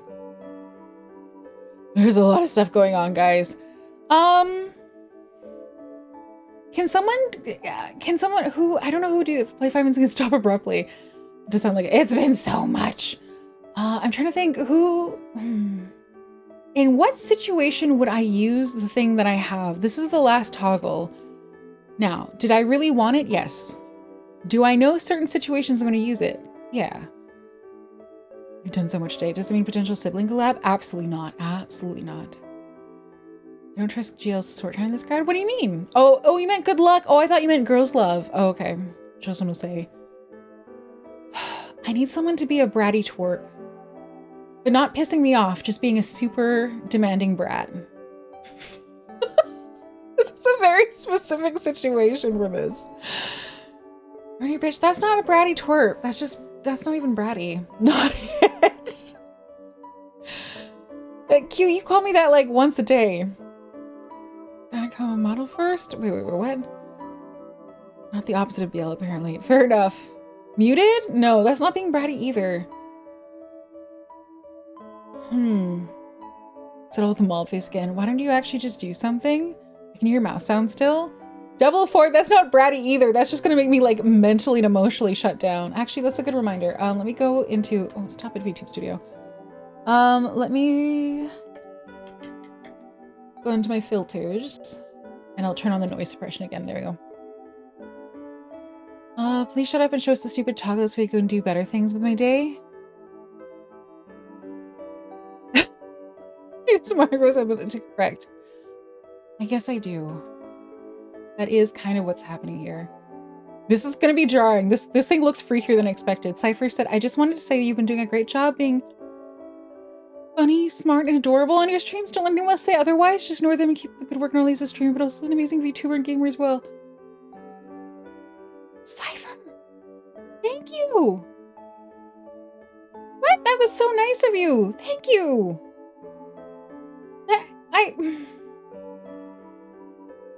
Thank you. I appreciate that. I don't want to get hit by this. Ugh. Well, to counter that very lovely message, some of you more on right now. I feel like this would have been better for Valentine's Day. You guys are gonna be so, this is so. This is for when someone is misbehaving and I am committing to the bit of wanting to step on them and let them know that the end of their life is near. That is the final toggle here.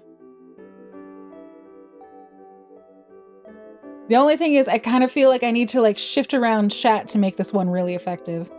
How much free to step in with this toggle? You couldn't afford it. This is my, what was that? Chinese bro. This looks more like the face you'd have when someone gives you a rough ooh. Just you wait. No, Q. Whatever you were thinking, like I said, you can't afford this toggle. But that's this one. This is the last one. Thank you, Cypher. You've been a good one. Do you not look up? No, it only stares down. Like I said, this is the one for when someone's like kneeling in front of me. Not blush and mad to it. I wonder if blush will work with this one. But anyway, that was the last one. Very specific toggle. It came out very intense.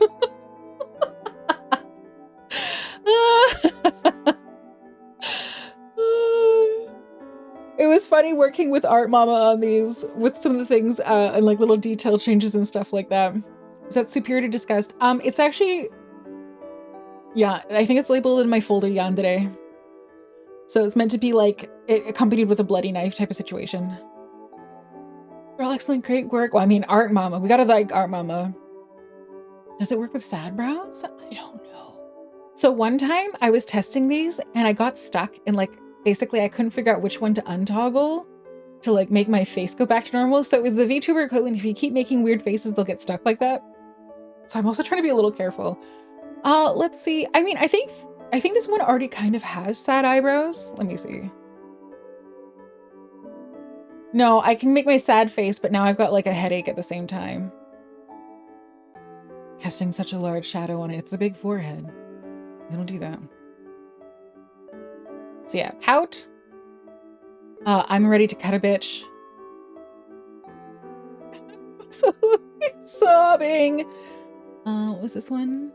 And then this one. I think I'm gonna default to this one a lot because I quite like it. He's every husband's wire. Our mother's right. Our faces do get stuck like that. Yeah, it's true. Oh, and let me show you something really silly. Let me see. No, I guess I won't. I might, because I might not be able to undo it. So basically, you guys know, remember how I was like, guys, I have a new blush. And so the blush is kind of like this one, where it's got that kind of orangey tone. But the thing is that when I use any kind of VFX, it turns the blush black. So I have a black shadow across my cheeks. It's really funny. Everything until makes your forehead a goddamn flashback. Yeah, I'm very white. I am very, yeah. I agree. And the plant realizes we're to drink us. Oh, it should know its place. And the shadow isn't on it, it's just the landing strip for lights for all 747. Shut up. Where we can tell. My model is very white. That's what I mean. Okay, I think I'm just gonna stick to the VOD because I'm realizing it's tough for me to read that much. No worries. And hopefully when the VOD is out, I hope you enjoy it, Rex. I made an effort. For better or for worse. Oh, major white woman energy? I mean, I guess that means I'm suiting the character. Oh, let me see. Did I miss anything else? What's the love symbol for? Hey, Emmy sending me love? Oh my gosh, what's the special occasion? It has a Starbucks loyalty card? Yeah? Of course I do. I love Starbucks. Oh my god. Okay, I feel like I've told this story before. It was for Rex? Oh. Can I have one too? But the story is, now she's sad. No, I'm not sad. I'm just needy. So, half my family lives in a very, really remote area. Like really, really remote. I said somebody comment, but you keep ignoring them. No, I mean, I saw them. I felt really special. So my family lives in this really remote country, in a really remote area. And flying there is an adventure. Like, it's, I think at best, 1, 2, 3. At best, it's 4 separate flights on a good day. In our case, when I went and visited, it was 6 flights, and I think 7 on the way back. And it was rough. I got very sick before and during this trip, unfortunately, because I've got skill issues. Not Southeast Asia. But oh, I mean, I've told you stories before where I got to cuddle with an Amazon River otter in a hammock. So it's somewhere in the vicinity of the Amazon River. And not in Borneo, no. Although I don't think I've been to Borneo, but I've been to Papua. Anyway, so imagine that I've been gone for a month and I got extremely ill right before I left and while I was there. And then on the way back, we were having real issues with the flights and we missed a flight, and the flight that we missed, the connection that we missed was not our fault. It was because the other one was delayed. But anyway, so here's the thing is that after a month in a very remote tropical place, I've been very sick for much of the time. Had sketch moments in certain like tiny little airports in the middle of nowhere type of thing. And I think it was somewhere in San Francisco where we missed our flights. We're like, okay, let's go get food. And as stupid as it sounds, when we went to go and look for food, the moment that I saw Starbucks, it just felt like such a relief of the familiar. That's the thing. It's not really that Starbucks is good. It's that it's comfortable and familiar. And Starbucks, at least in North America, is very, very, very consistent. And so seeing it and then having that basic bitch drink, and it was super familiar. I know exactly what I'm getting and stuff like that. It was just such a nice moment. And it was the same for the family. We all went and got like dumb food that we're just kind of like, it's what we know. That's the thing.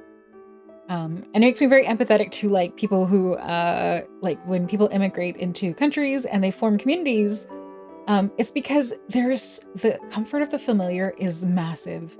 If everything that you were experiencing on day to day for an extended period of time is unfamiliar, the impact of something that you recognize is going to be gargantuan, like incredible. And that's why things like, I live in a very kind of like small town type of thing. And so I could see the benefit of when this tiny little Asian grocery store opened up, and it meant so much to so many people. So just become familiar with it. Easy, simple as, thank you. Not gonna lie, I just can't get behind Starbucks. Like, holy balls, some of their coffees are more syrup than coffee. Yeah, I mean, but I customize it to my taste, right? That's what the app is for. I'm not shilling Starbucks. I just like it. So I carry gravy in my pockets wherever I go. Oh my God. Oh my God, I've been talking so much, my jaw's starting to hurt. Why am I getting pinged? Oh no. I regret looking. Why am I looking? God, why am I like this? I need to stop being like this. I don't even know what that is, Cooks. Something familiar and recognizable, like when one of your favorite streamers come back, and you get to hear the voice and see the face again. Just like that, Epion, literally. I don't chill them either, but just because I don't like coffee. Well, I mean, Starbucks at this point is, actually, I read a really good article talking about how Starbucks is having issues, like their share prices are dropping and they're having sales issues. And it's kind of because they've really kind of jumped the shark a little bit with their menu items. And it's very obvious that they're aiming for a very young audience or target market, which is fine. But they're kind of losing a little bit of their older customer base because they're focusing so much on like their recent summer releases. It's like this blue drink with pink pearls at the bottom, and it's super sweet. Like, that is aimed at kids and teens. That's not coffee. Oh, fairly okay. Oh, is the text stage gonna be avoided? Yeah, it's right there. Thank you, Q, for sharing the pinned comment thingy. It's really good. Which the bubble tea? Isn't that just bubble tea? Yeah, Rex, very wisely, they're like, it's inspired by bubble tea, which is smart, because if they claimed it was bubble tea, people were gonna lose their marbles, being like, this isn't bubble tea. Nothing ruins the Starbucks being like watching them take a chalky croissant out of prepackaged and stuff in the microwave. Hefty Chongster, I fucking love those chocolate croissants. Been somewhere Discord. I will, Jules. I will promise. I'll probably put it where I've put all of my reference materials and stuff. So you've never been to Starbucks? That's okay. But we wrapped another pumpkin in a latte bottle. Yeah. I will say what I end sweet and tart and blended, which I like. Wait, which drink was that, Epion, that you're talking about? The older I get, the more I crave extreme flavors. I like novelty, but I find I like less sweet stuff. The blue one with the pearls. You blend the pearls in? I did try it. I did order it because I like novelty. It's not bad. Very smart. The drink isn't as sweet as the pearls, so they kind of contrast. My main thing is that they're QA QC. The pros are really inconsistent, like in size, and it makes it difficult to like. Both times I tried the drink, they kind of just I had half of them end up stuck at the bottom. Like I ran out of drink before I could get all the pearls up. Something good is good. But my drink of choice at Starbucks is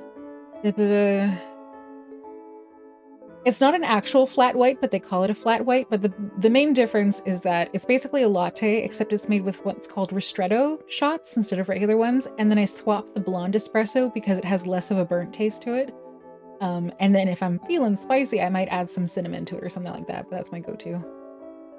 The only thing Starbucks likes is a vanilla bean frappuccino because it doesn't have coffee. Well, I mean, they have at this point, Rex, they have so many things that don't have coffee. If it's a like a really hot day and I'm not feeling like the coffee taste, then I might get like a blended lemonade or something. So here too, just a flat white. Sorry, I'm your biggest fan. Flat white, isn't that what you are? I'm sorry, I had to. Thank you for apologizing. I appreciate that. Yeah, no, I like Starbucks. And even their silly like pre-packaged plastic stuff. Again, if I know it, it's comfortable and familiar. Town doesn't need a place that sells chai, so legit chai is so good. I wish I had a sophisticated palate. I don't. I wish I did too. Should be sleeping like 2 hours ago. Sore, are you staying up late? Are you being a delinquent? Flat white is the only coffee I've ever had. I think the flat white that Starbucks does, I don't think it's the same as the one that's in like Australia and the UK. Second Cup does also dunk on Starbucks for some beverages. Their PSL is uncomparable. I don't know if I have access to Second Cup. This is the other thing. If you're kind of in the like, sometimes if you're far away from stuff, you have access to either your local cafes, like your local businesses, or giant chains and nothing in between. And obviously I'm not going to be like, oh my God, you guys, my favorite local cafe called blah, blah, blah, blah, blah. And now you know where I live. You know what I mean? Have you ever gotten Secret or Pup Cup? Oh, totally. Oh yeah. No, 100%. Secret was a really monstrous puppy. And we have done so much stuff to basically like the efforts I've gone to try to keep him distracted and entertained for 5 minutes at a time is extensive. But not by choice. Similar, just not as strong. Oh, okay. My relative sold the recipe for Frappuccino Starbucks for a flat fee. Really should take a small percentage. Oh shit, no kidding. Okay, oh my God. Just give us local cafes with stupid names like Joe's.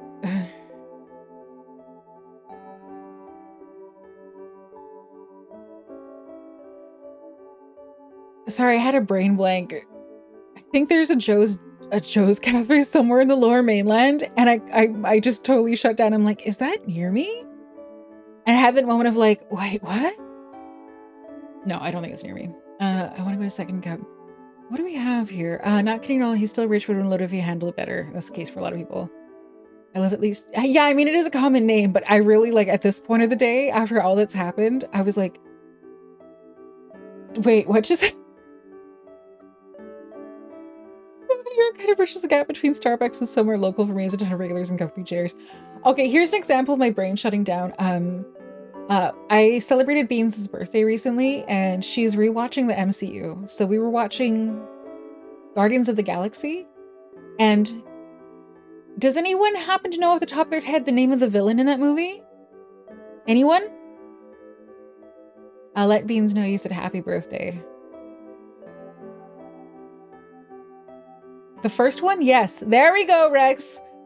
Every time that damn villain's name was said, I had a slight jolt.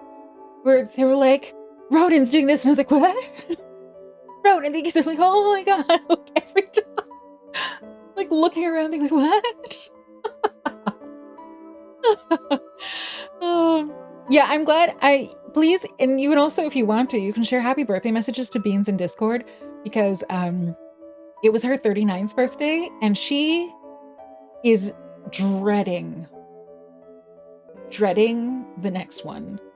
Whereas you guys have kind of conditioned me to be like, I'm like, yeah, getting old is great. I'm like, being old is great. And so I'm slowly trying to work her to be like, it's good. You're all good. You don't have to worry at all. Cooks, I don't see an auto mod message anywhere. I don't know what you're talking about. I don't see anything by auto mod. We haven't done the opposite? What do you mean done the opposite? It's a Twitch integrated thing? Wait, what? The channel moderation age? What are you talking about? No, it's one of your blocked words. Oh, yeah, I blocked the word. Oh, okay. Thanks, Q, for reminding me. I think I might have been drinking when I added a bunch of words to the filter. I don't know, maybe I'm wrong about that.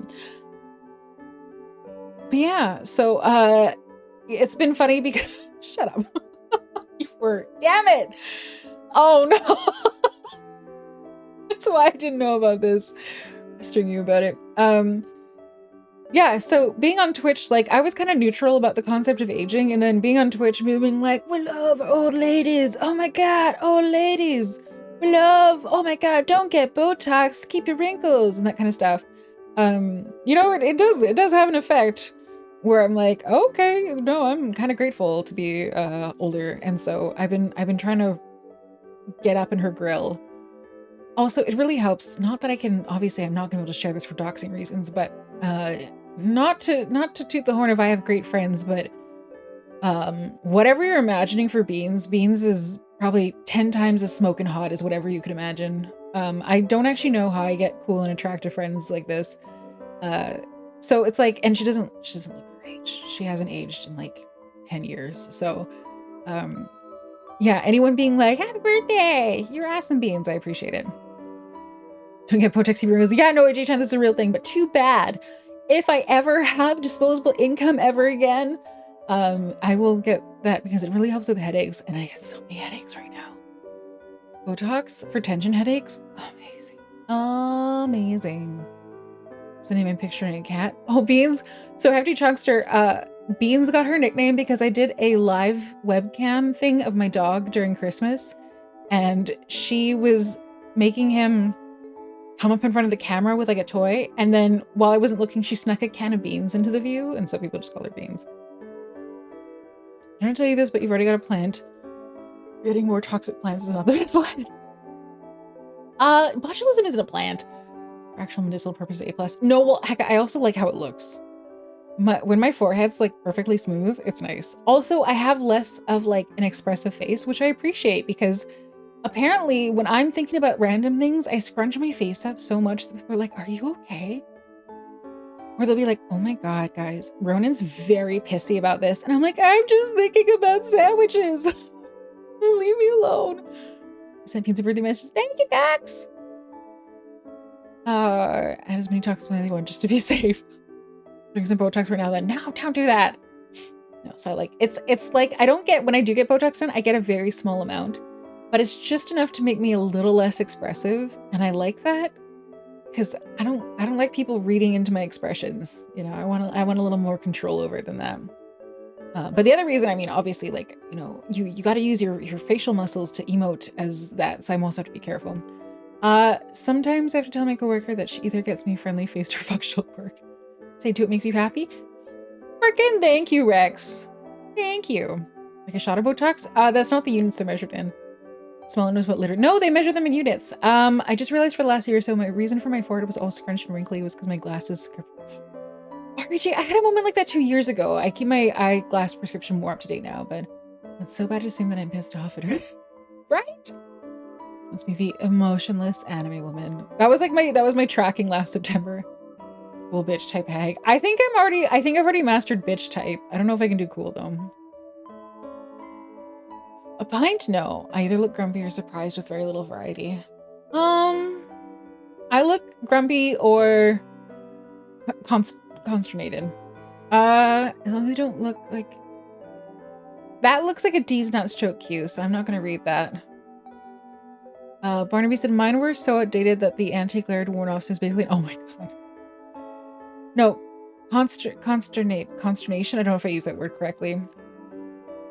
I don't even know if I can use it as an adjective. I know consternation is a word, but it isn't. Whatever. What do you don't? Q. Oh my god, Q. You cannot be upset where you're like, how dare you think that I would do a D's nuts joke? I'm personally offended. Like, of all the people, Q, you were the last one who's allowed to be upset that someone might think you do a D's nuts joke. So, Miss Laura. It's okay, Crispy. They'll be a VOD. Hello, hello. Just getting D's nuts is true. G-Manx is true. It is an adjective. Okay. My mouth is moving faster than my brain could keep up with. Isn't that twins are scientists that look very strange? Seriously, Google them. Thank you. Thank you for the explanation, Kairu. Look, I think you guys, should you, like, it's not that surprising when I see a phrase, like a term that phonetically is a little out there, that I might be suspicious of it. Ultraviolet Light said, hey, I'm that one guy who pops up every once in a while, but here's some lore. I fell off the Grand Canyon, lived. Congratulations. I'm blocking the both of you. Why am I getting blocked? Here, we literally have a screenshot of you yanking Azarashi Alex out of lurking when you D's nuts to different streamer, and then Alex came out with you. How about Akunami? Okay, that's fine, never mind. The pair of twins that really screwed up their face with plastic surgery. Oh, I know which ones you're talking about. I know which ones you're talking about. Streamer instinct, you gotta stay vigilant. Yeah, and I've still got, like, my batting rate's not that great. Where's the house redeem? Barnaby, I turned off all my redeems for the lore stream. So here, take blame. Oh, are those Scarlet Disco's emotes? So cute. Yeah, I know, I turned them all off. I mean, I guess I could turn them on right now, but the stream won't be too much longer because I need to go and check in on... God, it's late. I'm the worst. I am the worst. How am I with Shrek puns? Not good at all. I've only seen the first one. Oh gosh, I'm sleepy. Good night. Good night, Hecka! Everyone say thank you, Hecka. Hecka proofread my lore for me at the last second to make sure that there weren't any egregious typos. And he did in fact find some good ones. So everyone say thanks, Hecka. Thank you for making sure that I'm not like weeping quietly trying to edit my own document while also editing like OBS transitions at the same time. What streak yesterday? Apology. Don't apologize to me. Barnaby, if you want to apologize for broken streaks, take that phrase out of your use and instead say, fuck you, Twitch. Fuck you, Twitch, for creating the streak system anyway. Yeah. Yeah. So that was the thing. Good job, guys. We gotta appreciate the Heckers. If you're new to my stream, Hecka Centipede, the lone person with the mod role, I think, at this moment. He's been a pal since before I started VTubing, and he's also an artist, and he's been streaming in various formats for 13 years. And he also did a bunch of my emotes, so he's basically a super multi-talented, super supportive friend that is really fun to watch. And actually, can someone just do a shout out for Hecka Centipede? He deserves it. He's aren't we all? On mobile anyway, Hecka probably threw away the flower, gave him one of Minecraft. Aw, cool and cute is true. There we go. Thank you. Estrogen. Oh yeah, that was the one. Yeah, he's just been a very good supportive pal for me through thick and thin. All right, 3's good. 3's sufficient. Never throw away Minecraft flowers. That means I can give you flowers too. Okay, you're saving a chest. Oh, that's smart. Egg is such a good bean. Cooks? No, 3's good. 3's sufficient. I feel loved. Yeah, actually, people who gave me flowers on the first day of the Minecraft thing made me so happy. You guys, I miss Minecraft so much. I can't wait until I have time. Mr. Chance, use toggle. Yeah, I don't have a hotkey on my stream deck yet. I do need to get that hotkey, don't I? I do cry fake a bunch. And then I'll take them to the principal's office. No, because then I have to deal with them. It's never encountered in the server. I mean, Happy, you join the server and then you're like, I'm 1,000 blocks away. Like, you join, you're like, hello everyone, I'm going to leave and colonize a different area far away from all of you. So that doesn't surprise me. Good night, Segan. Hopefully it sounds good. Ultraviolet Light, thank you for stopping by. Thank you. And congratulations on surviving your fall in the Grand Canyon. You've done good. I want to give you a flower, but I worried it looked creepy, so everyone tagged to watching out for us. Why don't have to worry about this kind of stuff? Give me, like, I think Ginga collected like 8 bazillion flowers and then decorated the entire town with them. You know, jump scare people. Yes, I didn't trust Q. What? Why? Oh, Q was setting people on fire in the mine. Yeah, that's fair. I told him very explicitly to knock it off, though. There's like, stop doing that, tee-hee funny, and then I got to the point where I was like, stop doing that for real, serious.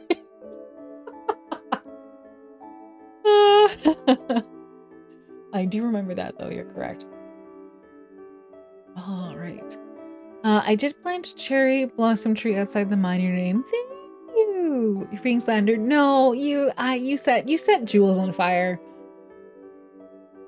Someone set fire in the strip mine. I don't think the strip. Wait, did they? I don't know, but I think just a couple people were ignited. I'm like 200 blocks from spawn. I think I'm like I can't remember now.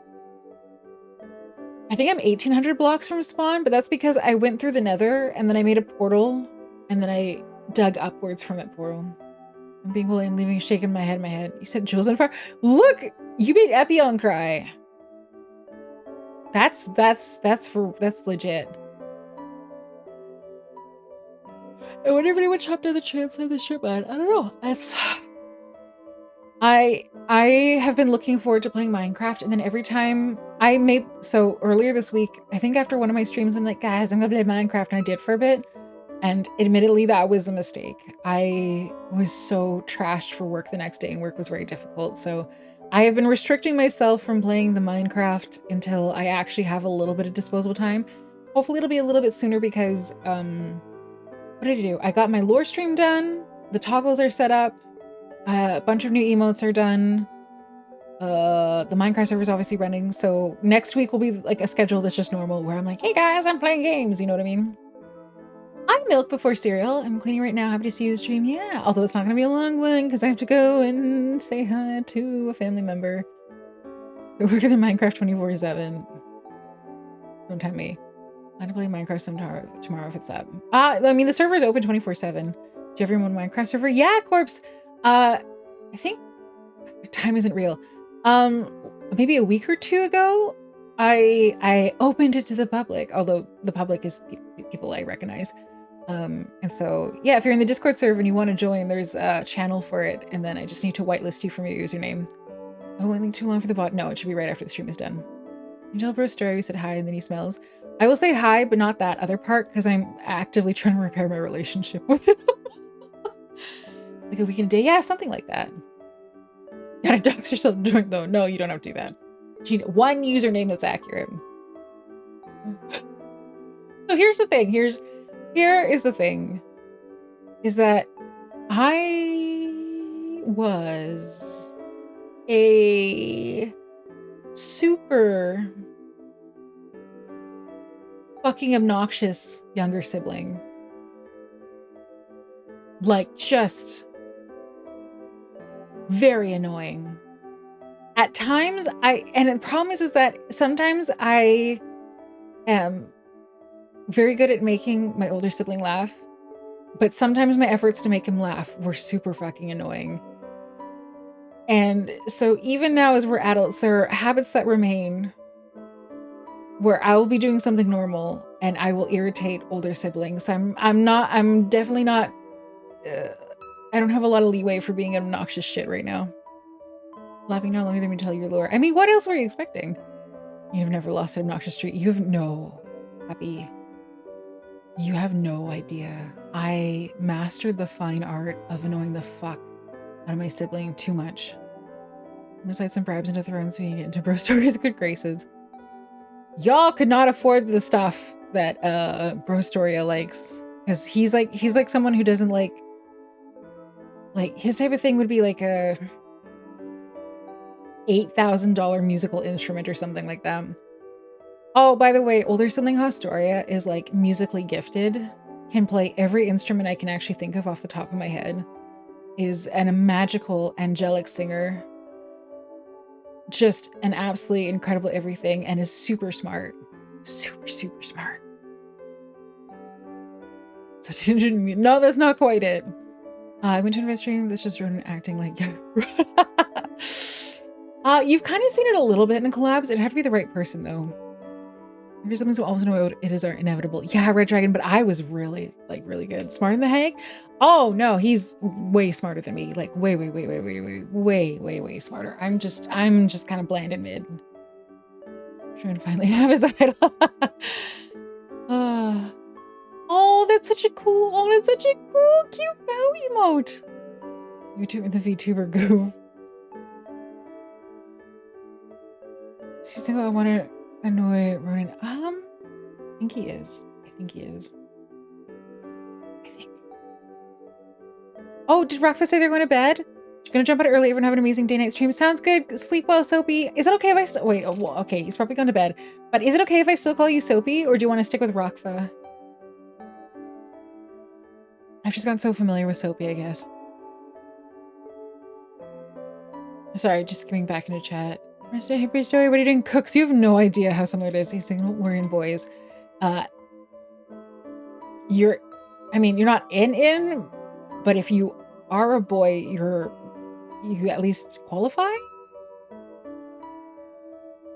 Brostoria likes the dudes. I don't, sometimes I think Mama Haustoria is like, how did I end up with 2 gay kids? I don't know. You just did, so. He'll be in, maybe. He's picky. Truest form of bro. Yeah, your parents really made it interesting. Wait, is that the username for the actual bow? No. Oh no, it is. Why do you know? I used to think that was funny until Cottontail showed up, and now I'm kind of scared. It's fine since that's telling. Okay, sounds good. Thank you, Soapy. We both drank that gay frog water. Funny thing is, okay, this is such a random, stupid story. But older sibling Haustoria and me had our youthful years. Oh, Cottontail is one of the nicest people ever. Cottontail, oh my gosh, she was so, I'm still kind of like overwhelmed by how sweet she was. She's streaming right now. She's gonna see you on stream and gonna read you. No, she's not gonna do that. Absolutely not. I was now watching everything you broadcast. I don't think that's true either. I do not believe that. Sorry, you guys are breaking my brain right now. Sometimes I'm just never figuring out when she showed up. Yeah, no, she just popped in for a little bit and said hi and thank you. And I was trying to be normal. And then later on, at a different stream, I went to her stream. And it was, I mean, a fair bit later. It was like a week or 2 later. And I said, hey, I just wanted to say thank you. Someone in my community gifted you a sub and you showed up to say hi and thank you. And it really made my day and it made our people, like, made their day. And she was just super sweet about it. I don't know. I mean, I'm sure she gets 8 billion notifications and, you know, I mean, it was probably just luck and stuff like that. But it's like when you have that many, like your engagement thing is like, you're going to have notifications constantly. So the fact that she still took the time to do that is really cool. What if you have to and I burned you alive? I wouldn't do that, of course. I mean, Q, I can just quickly hotkey into creative mode and then you can burn me alive. And from the Ronenn Haustoria, I guess not. What notifications do I have right now? None? I don't have any notifications. Yeah, none. I only get notifications if someone gives me a sub somewhere. Or I guess there's other things like, I get notifications if I get a gifted sub, if my subscription expires. And then very occasionally Twitch has stuff there, so no, I got none. Also she'd have to be logged in. No, I think you could still get notifications even if you weren't logged in. I don't know. I have to check. But anyway. But yeah, no, it's just very nice. I'm constantly getting gifted subs to the streams I barely watch. Damn. It's been a while. I don't know if maybe there's like an algorithm thing. I used to get a bunch of them, but now that I stream more, I don't. It's the ones I watch that I rarely get gifts. I do find it surreal when I do get a gifted sub from someone I've never watched and has no like mutual friends. I have to wonder just how many gifted subs do they get that they're not being handed out to randoms. I mean, to the Minecraft server. Oh yeah, no, that's why Q was saying I should log in so I could get burned to death. But that's not how it works when you're an administrator. And Hecka showed me the quick hotkeys to like turn into creative mode, so I don't even have to type or anything like that. Usually more of the gifter than the giftee. Yeah, Epion, this is very true. I don't know if you were here, but I was just the number of notifications I get of a thing where it's like, so-and-so is on their 3rd month of a gift sub from Epion. I kind of feel like you're kind of like the mysterious wealthy character in one of the fantasy comics that I read, where you're like, you have gifted scholarships to half the students at the academy type of thing. Gives it to Ronenn. No, I'm already subbed to myself by default. It's very, it is and the thing is I thought that right after I was reading the plot line of a webcomic that involved someone anonymously founding an academy for the non-noble classes, and then giving out scholarships to a bunch of them. I'm like, this kind of reminds me of Epion. Giving a scholarship to the cool emotes. Getting Bao gifts even though I only watch her shorts usually. Bao is so hardworking. Don't worry. No, you don't have to do anything. I'm not worried at all, Epion. Do whatever you like. If you just want to watch, just watch. You're all good. Rockfa, thank you for the gift sub. Soapy, thank you for the gift sub to Bird Moss. Epion is the carrot that gives protein 10,000 cultivation beans. I don't, so it's funny, Garbage Hero.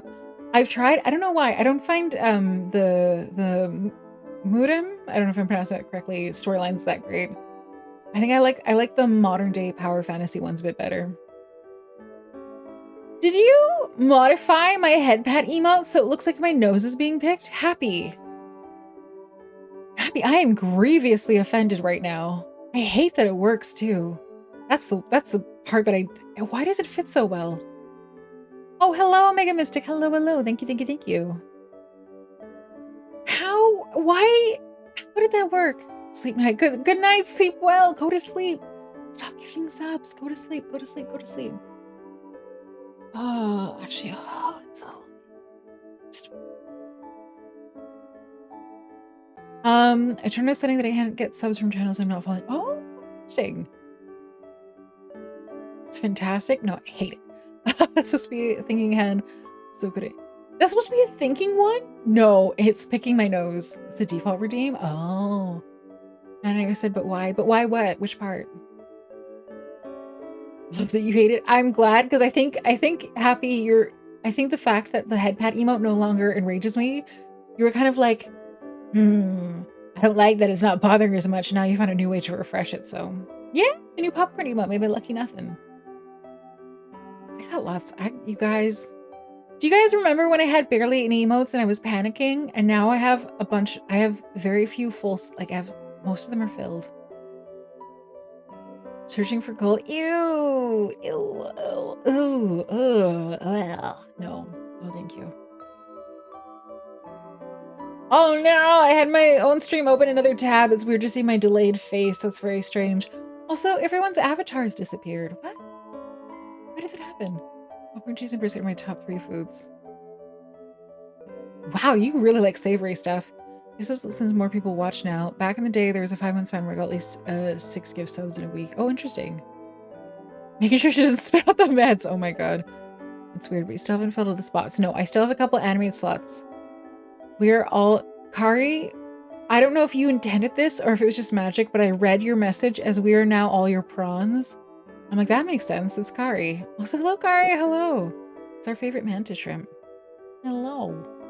Hello. Where's Spartacus? I don't know if I know that reference. Is that, wait, was it called 3000 or something like that? I can't remember. It's the one where the guy gets kicked into the pit of like a gigantic hole in the ground, I think. It's something like that. Gerard Butler. 300? Okay. Oh my god, that was such a freaking boomer mistake to make. What was that? Was it 3000?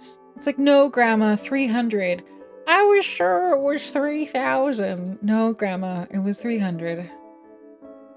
Are you sure? No, it's... Grandma, I promise you it's 300. I'm just gonna ask your father. No, Grandma, it's... No, I will look it up and give... You can't trust the internet. That's the moment I'm having right now. This is Sparta. Oh, okay. Yeah, I haven't seen it.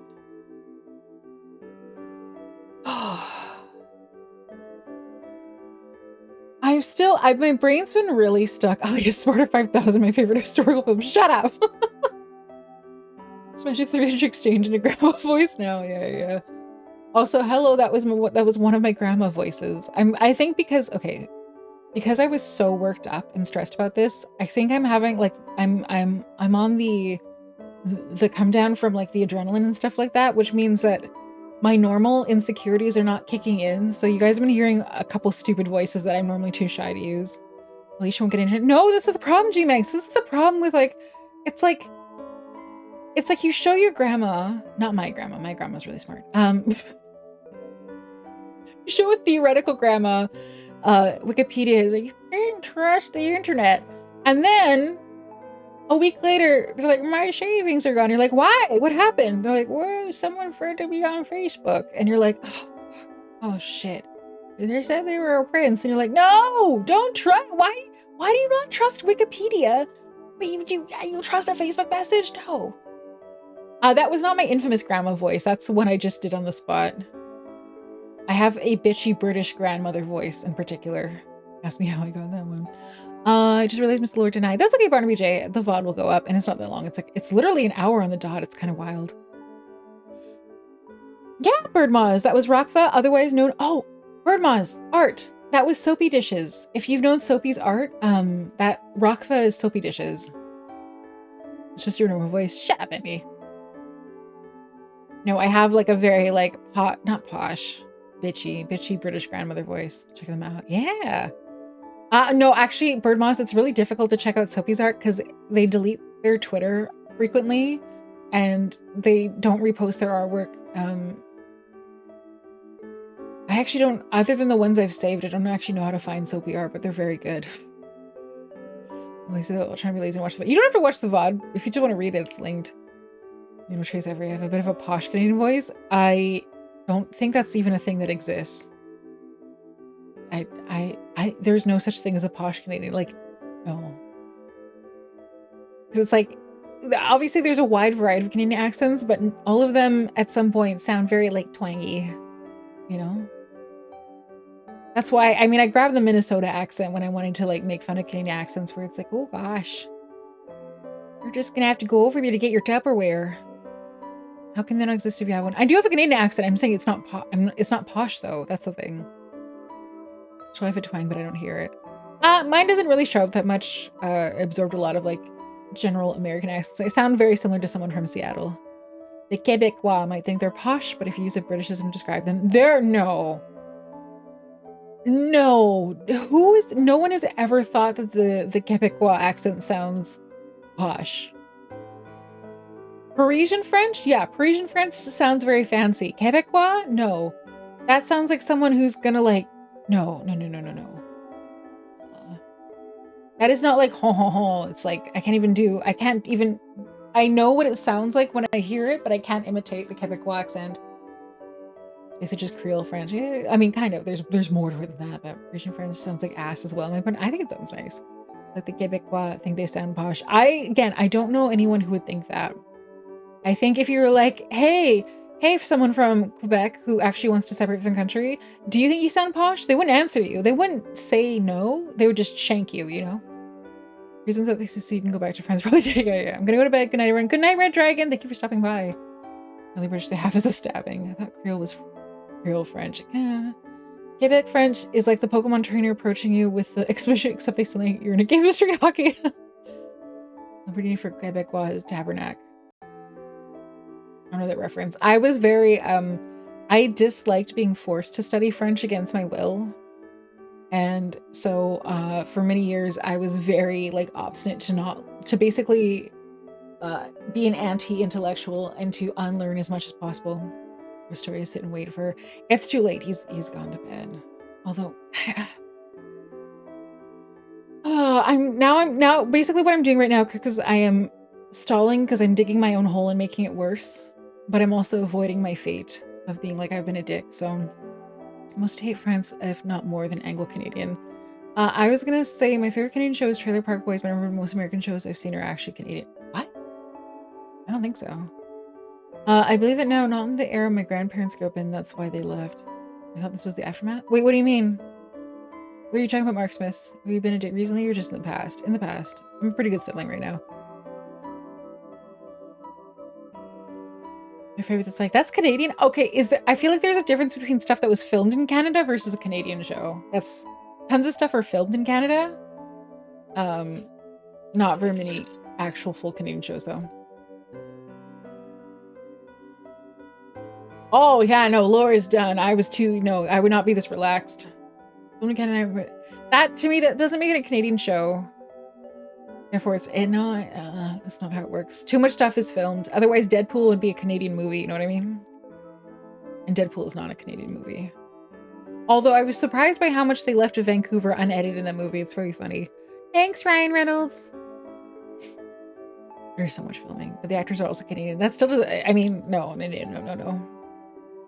Canada gives so many tax rebates for filming, and yeah, he's Canadian. It's not a Canadian movie though.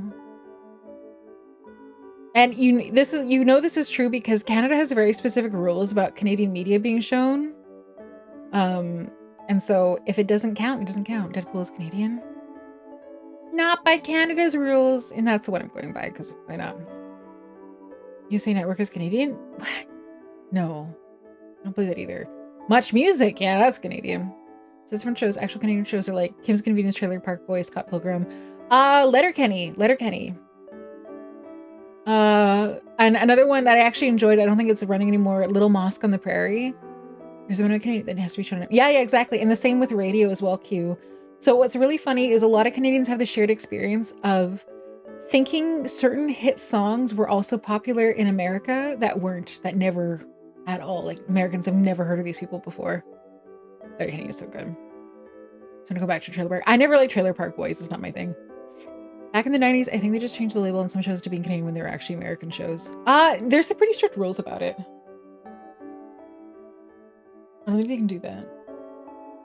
Oh, shit. Oh, no. My phone vibrated. Oh, God. Oh, no. Okay. I'm afraid my reckoning is coming. We will have to go and raid out.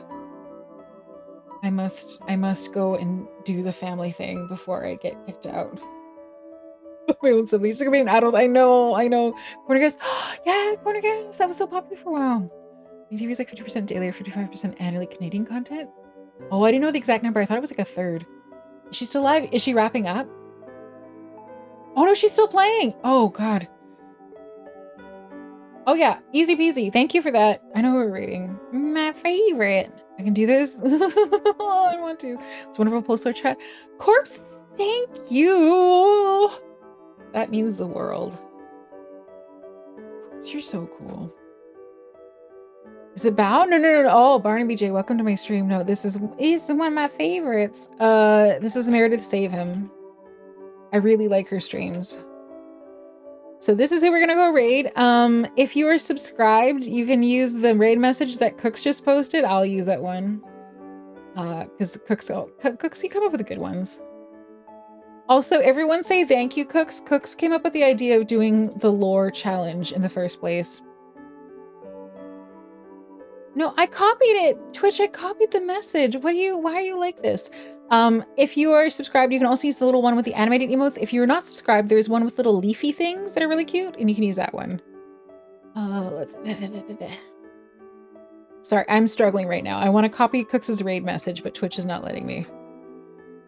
There we go. That's nice. There we go. And let's get the raid set up. You did super well. It's always good seeing you trying to go through them. Thank you. Thank you so much. That's so nice of you. Oh, thank you. Okay, let me get the raid started. Don't say nice things, otherwise I'm gonna actually see. Wait, how do I type? We're raiding Meredith Save Him right there. Thanks for the stream. We usually leave your mobile. Thank you for the great content. Anyone else say nice things that are make me super sad? But happy sad? Okay, there we go. Okay, we're raiding into Meredith. You know you want the other toggle? Too bad. Dory, thank you for this. That's too nice of you. Okay, I'll stop. I didn't realize how easy the fake crying would be. Oh, all right. So we're going to there. It's Sunday, isn't it? So that means I don't have a schedule. I will try to get the schedule out tomorrow. Otherwise, it's gonna be there's not gonna be anything fancy on this next schedule. We're just gonna play games. There's gonna be more Phantasy Star. There will probably be Apico. There might be Minecraft. There might be There's a lot of resource management games. Maybe some Signalis, Tales of Symphonia. There's lots of stuff I could be playing, which I'm really excited about. Otherwise, we'll go to the ending animation so you guys can check it out. And then we're gonna go say hi to Meredith, and we're gonna tell Meredith how amazing she is because I really like your streams. I'm losing my mind right now. Thanks, guys. Bye. Come say hi in Discord. I do read everything, and you can come say hi.